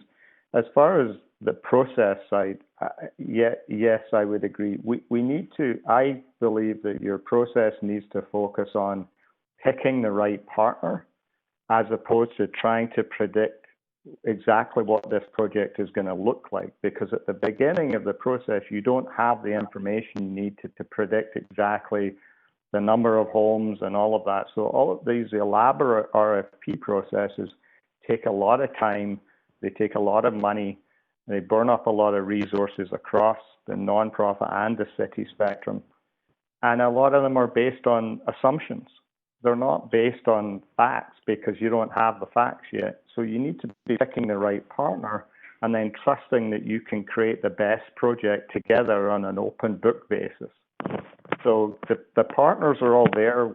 We've done it. We know what we're doing, and the city knows who we are. Let's just get on with it. You do need a procurement process, but it can be really simplified and speeded up. So that's my comments on those two areas. Thank you, Mr. O'Day. Thank you, Mr. Thank you, Councillor. I actually agree. I agree with Robert in what he's saying, and I would like to make the comment that this is not new. I mean, like, the city put money even into housing projects. They put 20 years ago, they put in $4 million, and they now get a return on that $4 million of $780,000 a year and growing. It's probably the biggest return of any investment that you've got at the city currently. You know, like, so, and I'm saying that in, like, with what Robert's talking about, like, that was that kind of project. It was a mixed housing project, and over time, you know, in the first 10 years, not much happened, but, you know, in the last 10 years, it's been a great return. So I think that, you know, like, getting that right partner, and that's what they did in that instance, and I think that Robert is right, that we've got to go through the process because everybody wants you to go through some kind of open process, and you've got to decide on that. But then picking the partner is really important. Great. Thank you. Your time's up. Thank you. Okay, I'll send my questions to Mr. Turnbull. Thank you. Okay, if there are more questions, we could always revisit, but for now, I'll advance Councillor Carr. Thanks so much, Madam Chair. First of all, just to Jim O'Day and Robert Brown, I think you did say this, Robert Brown, but can you send your recommendations that you did talk to all of Council, and could you do that very quickly, because we are on a very short timeline to produce a final report from this project? Yes, I'll do that today. I can do that. Awesome, thank you. To question to Jill Atke, you talked about concern regarding the speculative purchasing of currently affordable rental buildings. I'm wondering, and then the redevelopment for housing that's not affordable. What role do you think the city can play? If you looked into ways in which cities could reduce incentives for that kind of speculation, I'm thinking potentially zoning of some kind, or. Mm-hmm. So Montreal, several months back, was given the ability by the province there to enact a right of first refusal on the sale of any purpose-built rental building. And so they have a certain time period, I'm going by memory here, maybe 90 days, to make a counteroffer once an offer is in place to purchase those properties. Our preference, obviously coming from the community housing sector, is to embolden the community housing sector, to scale up the community housing sector, and to have those assets owned over the long term by the community housing sector. Because as Jim spoke to, we're a bit more protected from political whims and preferences, and have very close community connections in the communities in which we operate. But that's one action that we are considering taking to the province. I don't know, I had somebody try to look up yesterday whether or not the City of Vancouver has that authority, and the answer was somewhat mixed, but that is one action. Okay, that's great. And I have one other question for you. You talked about inclusionary zoning practices. Have you analyzed which jurisdictions or which cities have the most effective inclusionary zoning practices? And if so, can you hand that information over to us? Yeah, we do. Actually, Metro Van did a great report several years back. So I'll pull that out and send it over to you. Thank you. Really appreciate it. Mr. O'Day, you started off by saying that we negotiate CACs, and I think you sounded supportive of that negotiation process, but that we should use CACs better. I'm wondering if you could explain to me what you meant by that, and particularly whether you support the use of CACs in kind to deliver affordable or rental housing within a project, or are you more in support of taking the cash CACs and using it in a different way? Well, I actually go both ways, Councillor Carr. Some of the projects, like one of the projects that I was involved in, the CACs were used to build a new project, and it's got mostly lower income people in it. So I think that was really good. And each of those projects have to be taken on their own as to what is the best deal for the city and what is the best way of housing people. Is it best to take the money, which it might be at times, because you need some of the money for the kinds of things that I was recommending. But so you need a pot of money for that, and you need some housing. But I think it's a one after one basis. Okay, both things. All right, that's great. And Mr. Brown, question for you regarding the you talked about actively looking at acquisition and the potential or the need to create a fund to invest in acquisition. Can you explain a little more what you meant by that? Who would create the fund, and how could the city help in terms of supporting nonprofits to acquire rental buildings or land or whatever? So as far as acquisitions go, we see opportunities in two areas. One is kind of in the realm that Jill was talking about, of acquiring existing market rental projects where rents are actually fairly affordable. And those can just be purchased and owned and operated. But there needs to be a source of equity that is lower cost than is typically available, and that's where a fund would come in. Part of our model is... I'm sorry, our time's up. Okay. Appreciate, again, if there's the willingness for further questions, we can advance. I will advance now. Councillor Boyle.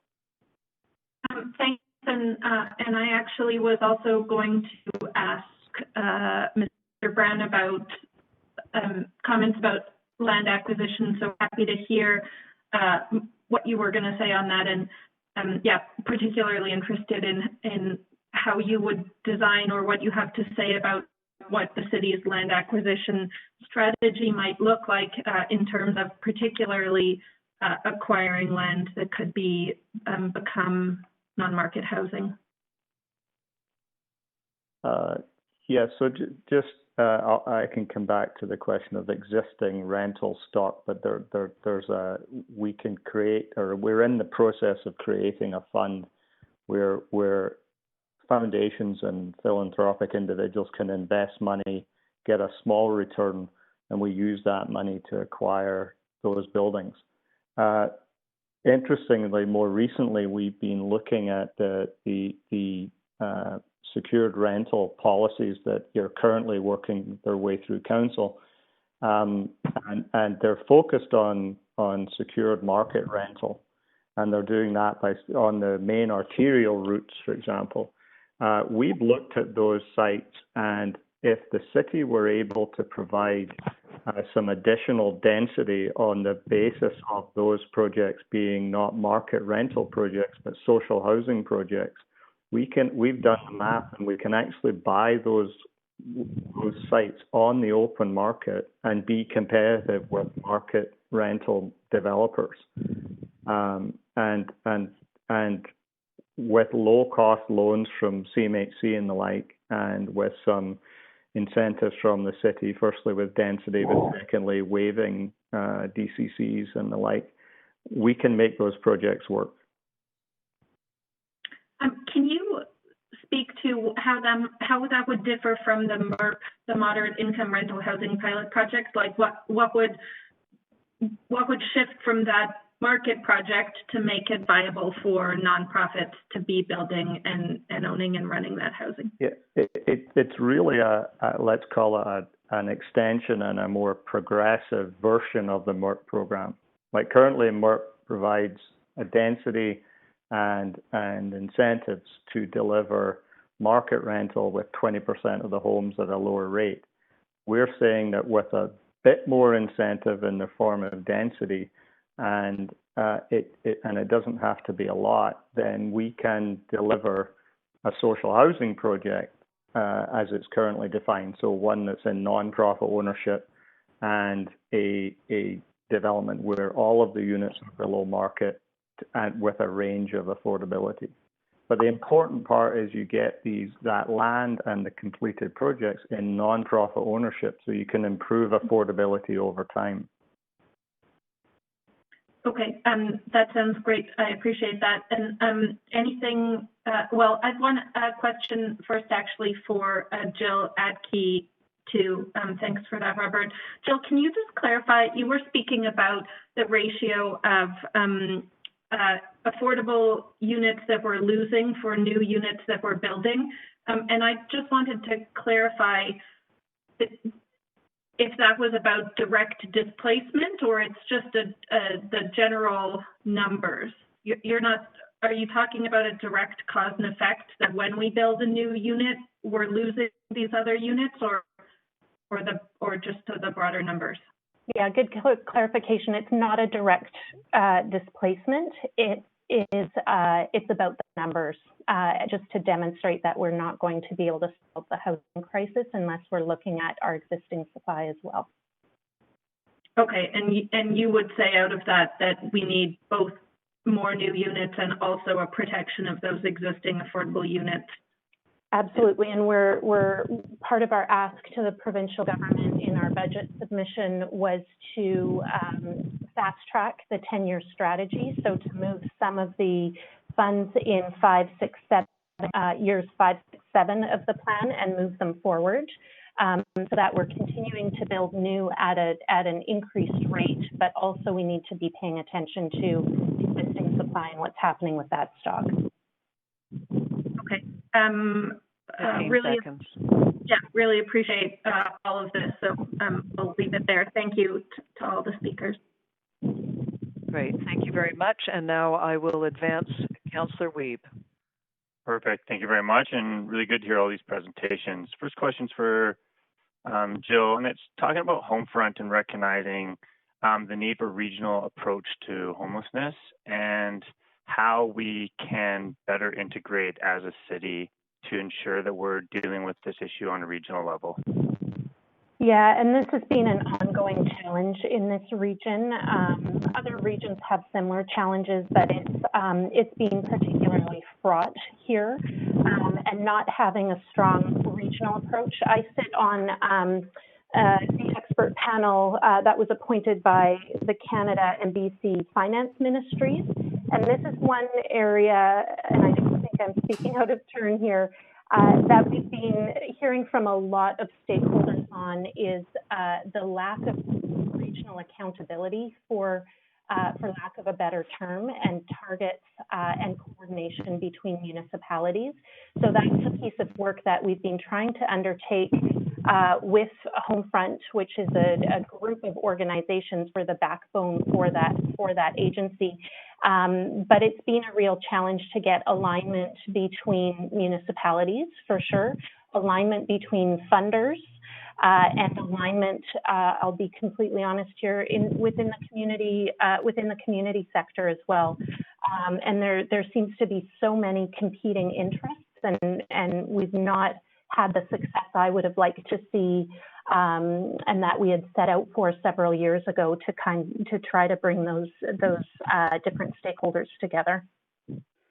So because this is interesting to me. So what is the biggest gaps, or what are the biggest barriers that a city council like ours, if we're really trying to move this dialogue forward, and we do speak to our colleagues from the other municipalities, and a lot of people were newly elected in the end of 2018, and so I think there might be an opportunity to kind of revive some of this conversation. So I'm just wondering, what are the opportunities for an advocacy role from our council to really kind of see if we can kind of bring new life to this conversation, recognizing its importance in helping kind of support the solutions to dealing with issues we do have currently?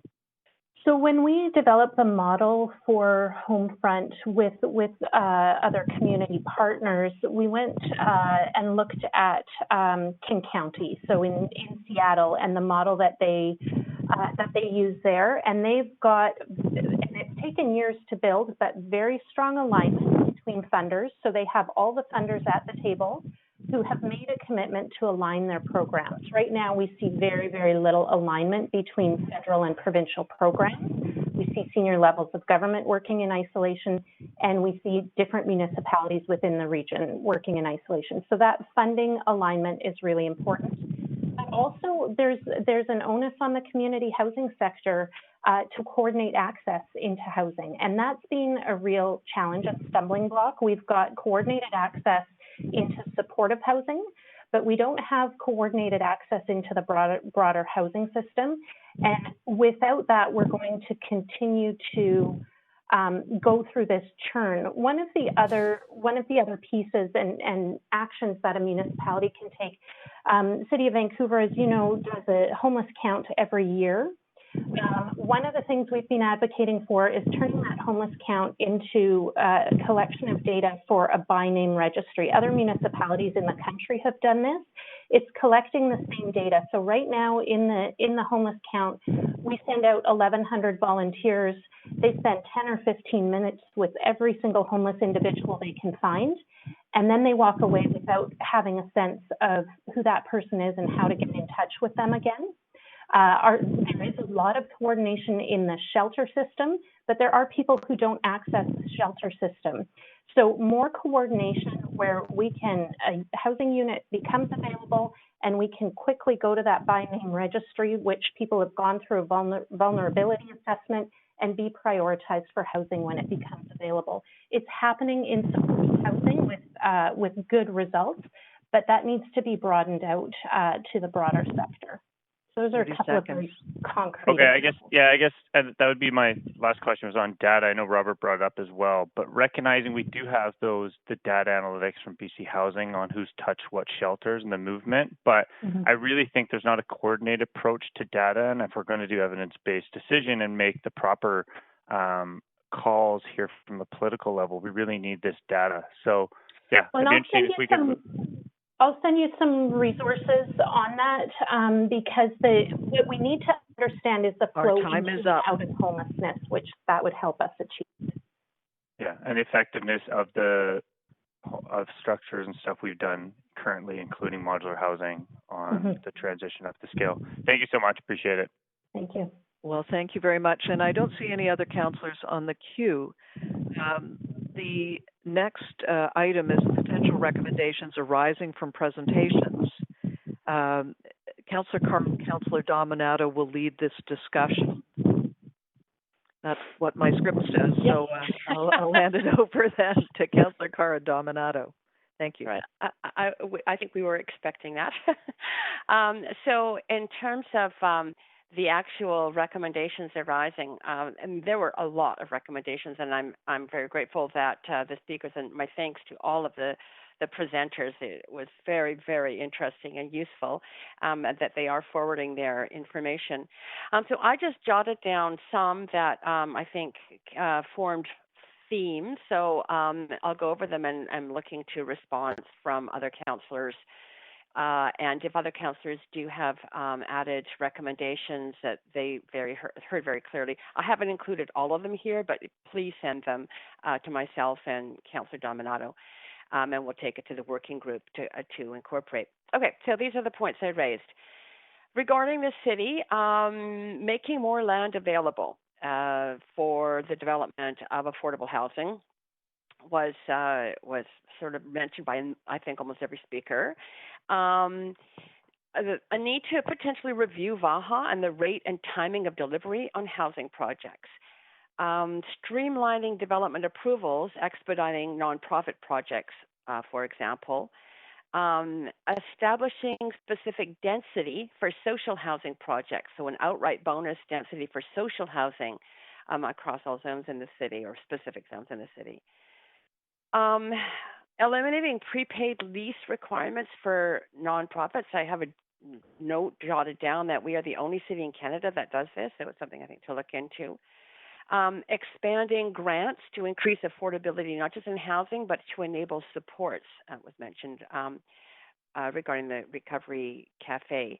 There was another theme that emerged was picking up distressed assets with an emphasis that it should be a priority for us because assets are currently hitting the market at discounted rates. And also the point was taken about securing hotel rooms as well.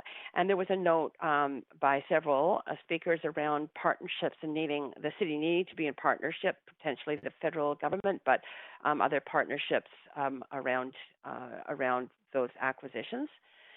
And suggestion made to audit the vacant lands and buildings that could be repurposed for deeply affordable housing. What could we purchase? What could be in partnership? And further to that, points made around facilitating the ability of nonprofits to buy or redevelop existing rental stock in order to with a goal of keeping rents at the same levels. I'll have to look further into my notes, and if anyone has any ideas, send them obviously to myself and Lisa in terms of how we could facilitate the ability of nonprofits to do that. One point was raised around considering a real estate investment trust that is being pursued by one of the nonprofits, but something for us to look into as a city, especially as the point was made around it there being very advantageous tax advantages in Canada right now for investors in those kinds of trusts. Points made around renewing the city charter to include the right to housing and appointing a housing advocate at the city level, which is happening in Toronto. Until we end homelessness, points made around providing services needed to ensure human dignity in the homeless camps that are in existence right now. And overall, I think the point made around building new is important, but we should be paying real attention around the key point of maintaining existing affordable rental. I have a lot of other points around places, other countries even that provide, like Finland, with some models for us to look into, and other points around like don't micromanage nonprofits. They shouldn't have to go through CAC negotiations, for example, when providing social housing. So that's the kind of list that I developed at this point. But as I say, I'm ready and waiting to hear suggestions by others around comments and recommendations that you heard that you feel are really important to include. That's it for me. Potentially, Councillor Dominato or others would like to add to that. Chair Hardwick, this is Councillor Vyas. Point of personal privilege. Can I go in the queue for questions, please? Yes, Clerk, are you able to do that? And Councillor, yes, all Chair good. Hardwick. And Councillor Dominato, there you are. That's Chair great. Hardwick, I can go in the queue for comments as well. Thank you. Okay. In terms of the queue, I see Councillor Swanson on next, although I know we talked about Councillor Dominato being the other person involved. What is shall we move to Councillor Swanson, Councillor Dominato? Do you have any, or would you like me to move you to the front of the queue? Councillor Swanson, go ahead. I'll add some comments after. Thanks. Okie doke. I will advance Councillor Swanson advance. Yeah. There we go. Thank you. Okay, thanks. That was quite a good list, Adrian. I just have a couple things. There's one thing that I would add to it, which is how would we go about entrenching a human rights approach to homelessness in the way our city works? And the other comment I wanted to make is I don't think you understand it, or I don't know, the thing about the rights, the REITs. When Leilani was talking, she was saying that they were dangerous to the affordability in our city because the apartment buildings are being bought up by investors, and the only way that they can be, and Jill talked about this too, the only way they can be profitable is if they raise the rents. So I think it's not a matter of that we want to consider doing them, but that we want to figure out how we can stop them from getting hold of a lot of apartment buildings and raising rents. But the recommendations that you listed, the rest of them looked good to me. Is that it? Well, if we could, I think we do need a recommendations around how we keep profit-making rights, REITs, out of our city so that we can maintain affordability. I'm presuming that Councillor Carr is collecting this input. Is that correct, Confirmed. Councillor Carr? Yes, Thank confirmed. you. Yeah. If you're done, Councillor Swanson, I'll advance Councillor Kirby-Young. Go for it. Yeah, thank you. Thank you, Madam Chair, and thank you for the comprehensive list, Councillor Carr. There's one thing that intrigued me I didn't hear mentioned explicitly, and that was the suggestion around the potential to establish a revolving loan account to help nonprofits develop proposals with that early financing that they need to move projects forward quickly, potentially from CACs.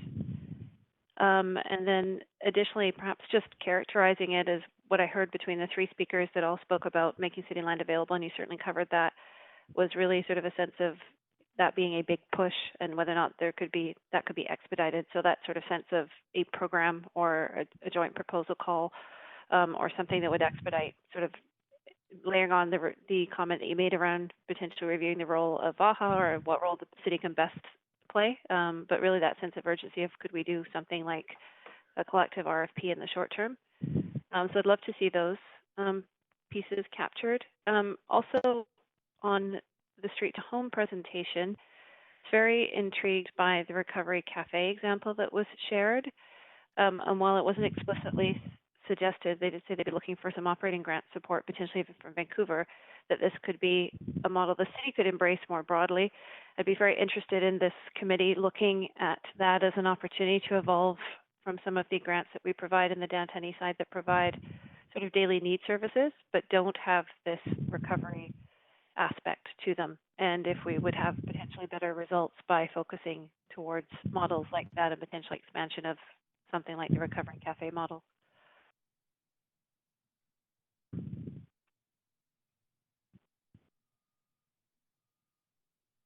So I'll leave it there on the housing recommendations right now. Okie doke. Moving on, then I will advance Councillor Bly. Thanks very much, Chair. Yeah, really great speakers, and appreciate the list from Councillor Carr. Just a couple clarifications. One was to Councillor Swanson's point with the REITs. How I interpreted it, how I heard Leilani's presentation is that it needs more regulation, not necessarily eliminating, but it's an unregulated form of a trust, and that is where the problem arises. So I just like to add that note, if I may.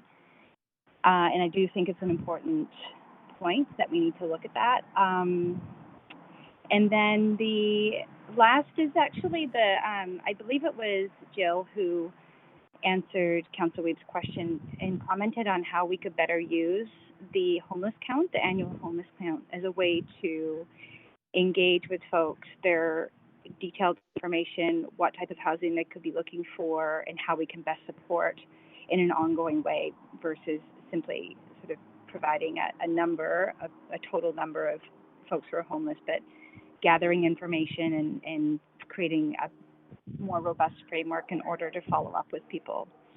So I think we've heard that across the board that actually finding housing is the challenging part in terms of being on a master list or some way to support people in finding housing in a more sort of effective and efficient enrollment process. So I just want to add that to the list that's already been compiled, and that's it for me. Great, thank you very much. And now I will advance Councillor Dominato. Thanks, Madam Chair, and appreciate Councillor Carr's reflections, and just a couple of additions. Things that I heard and I think merit being addressed in the recommendations is one, I heard from a number of speakers is when they're talking about public lands, really reassessing and reevaluating the city's role in housing development and what that looks like. Also, and I think Councillor Kirby-Young touched on this, is this concept of repayable loans to support nonprofits who are key in delivering much of our housing and their key partners. And so having that reflected. I think tangential to that is this concept of pre-qualified list of sort of proven nonprofits. You have the similarly in the work we do around contracting. You often have pre-qualified suppliers, and so that speaks to the role of nonprofits. And lastly, with respect to it touches on a couple of speakers, the first two, but really that housing alone is not sufficient. That housing, where in addressing homelessness and housing, where it's successful is when you have those wraparound support services to meet the variety of needs of individuals who may have been on the street for many years, who may be struggling with mental illness, addiction, chronic health issues, and that has to be a critical part of our housing framework, but also, and this speaks to sort of the Recovery Cafe and Delancey centers, is the notion of skills development. We've talked about this previously as council, but supported employment programs that help people build skills and esteem.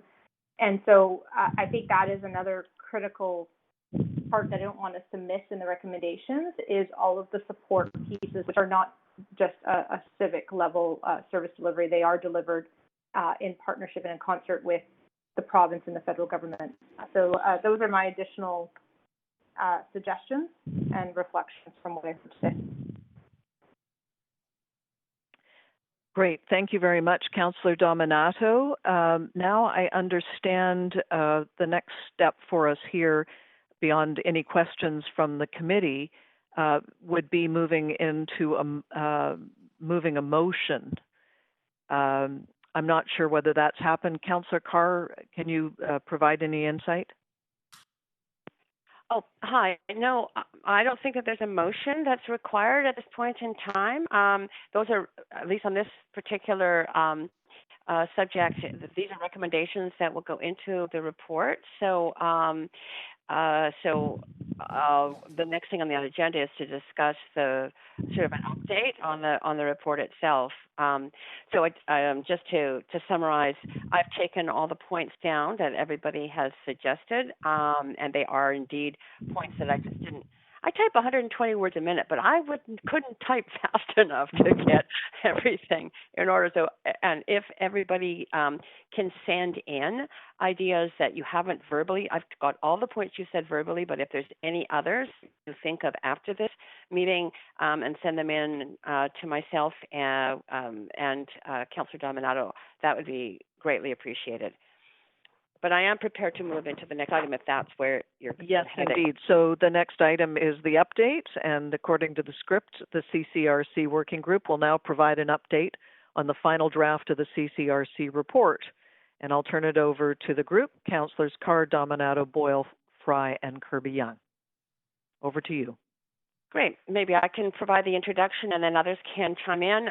This is not a final draft by any means. This is the beginning of the draft process that we're involved in, knowing that a final draft has to be presented by the 29th of this month, back to this meeting in the afternoon of the 29th. So what I thought I would do is go over kind of an outline of the process that we're involved in, and all of council, you should know that the working group has met. So you have the 5-member working group that Chair Hardwick identified, and we also met with staff. Our staff liaison, Karen Levitt, who provided us with some really good insights around structure that might be the easiest structure. So what I'm prepared to do is just go over what the report will be structured like, and the timing, and your involvement in the process of ultimately coming to a decision around that. And ultimately, there will be a motion, Chair Hardwick, around this report, but that won't be till the 29th. So the outline of the report is one, just in general, and we're looking for a feedback on this, but we all agreed in our working group of 5 that we would keep the report succinct, not a long report, and structure it as follows. That we would start with the purpose of our committee, and that's clearly outlined in our terms of reference. That then go into the structure of the committee and the process that we have undergone, and that would include, obviously, the structure in terms of just relaying the how we operate, the committee of the whole, those kinds of details. We have staff liaisons, we have people from staff with us, and then listing the various meetings we've had, and include the speakers at each meeting. The third section would be findings and recommendations, and those would include sort of a numbered list of key findings or recommendations. And there's an idea we have about doing that very simply in almost like a table where there's a finding, the rationale for that finding, or any other comments that we want to make around that. And I imagine a separation of those findings and recommendations under the different topics, and also related to what the city can do versus what we can advocate for. There's also, I think, a desire to look not only at what those recommendations are, but how we would then proceed with those recommendations. So the intent would be to have some wording which would be in the form of a motion instructing staff to incorporate these recommendations into the city's recovery program or any other work streams that they have going on that are relevant, and also to bring this back to council, one imagines, in the fall. The final part of the report would be conclusions and next steps. And I think we, need to spend just a bit of time talking about the utility. What is it we have achieved through this process that are important takeaways? And they don't all have to be positive takeaways. They can be, just comments about how this process worked and what it delivered, and recommendations for any other potential processes like this. So lessons learned. I think we found that there was, in some cases, insufficient time to deal with the number of speakers that we wanted to hear from, and they're very intense meetings that we've gone through. There are next steps, of course, which is what the staff and council are going to do with the findings, and we'll need to have a recommendation at the end about the CCRC, this committee itself. Just reminding you that our term does end July 31st unless it's extended at our discretion, which would be by motion. And I've got staff thinking about or looking into the fact that should we just end, what the process would be, for example, if we end up with COVID-2 and we end up with other very difficult circumstances, if it was our desire, what would be the process for us to reinitiate meetings of this group? So that's kind of the overall outline of the report. I have got some suggestions regarding the process of moving this forward in a timely way so that you have the chance to, everyone, to input, read the report, offer suggestions, and get responses back so that they can be incorporated so that the report can be tabled on the 29th. And that's only 2 weeks from now, and we have some very busy scheduled meetings ahead of us. I'm suggesting that I circulate a draft by this Friday, 2 days from now, at the end of day, and ask for responses back by 1 week from then, Friday, July 24th, which gives us the time to review them, suggestions, and table the report on the 29th. Councillor Carr, as you'll see, we are coming up to noon, and we'll need a motion to extend past noon. Yes, thank you. Also move to extend to finish the business of the meeting. I don't believe we need a seconder for this, so can I have ayes for all that approve? Agree, will you say aye? Aye. Aye. Any opposed, say nay. Hearing none, we will extend beyond noon. Sorry, point of procedure, Madam Chair. I'm sorry, I was on mute. Yes. Councillor Young. I believe we're scheduled till 1 p.m. Is that not correct?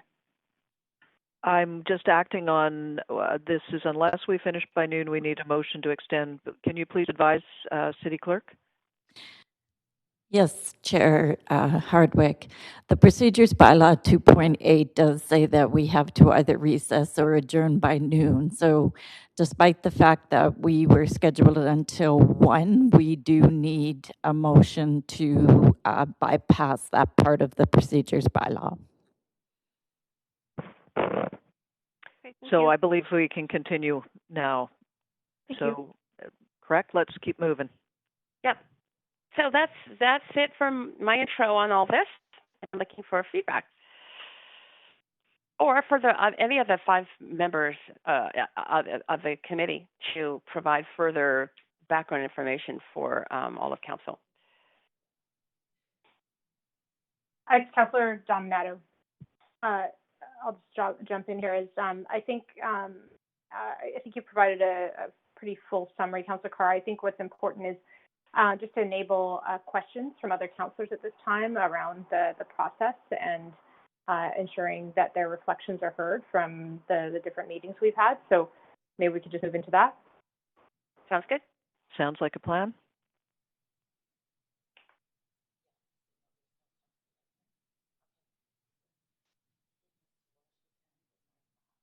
I see the clerk has just stepped away and is here in the hallway.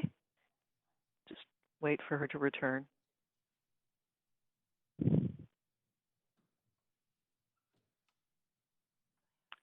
City Clerk, are you back? Yes, Chair Hardwick, I am back. I'm sorry, security were asking me a question. Can I be of assistance? Yes, no worries. Councillor Dominato, could you please repeat?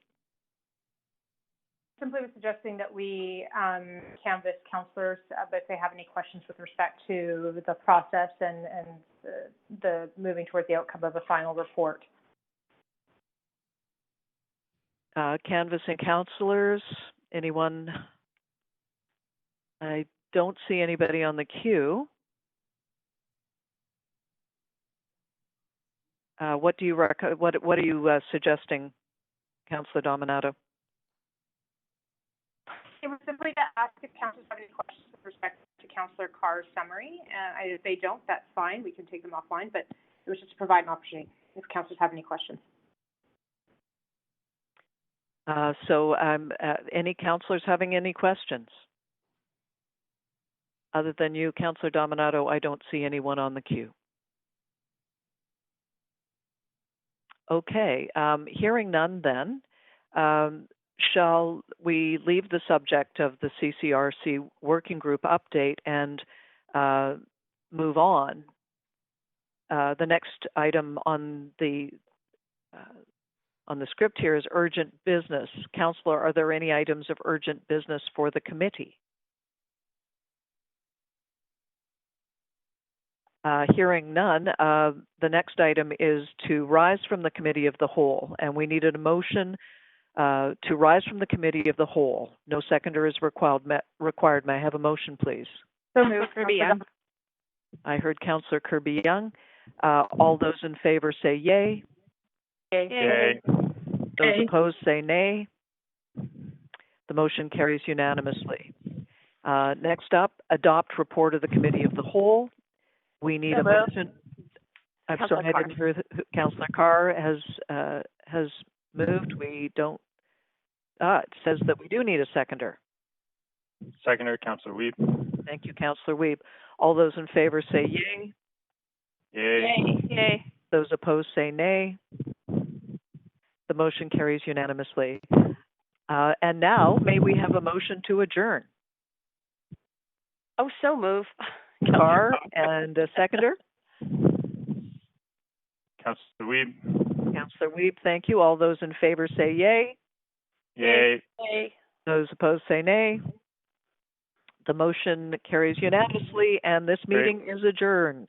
Thank you, everybody. Yes. Thanks, everyone. And thank you very much to the speakers. I think we'll have a collective gratitude from City Council. So thanks, everybody. Thanks Enjoy very much. the rest of the day.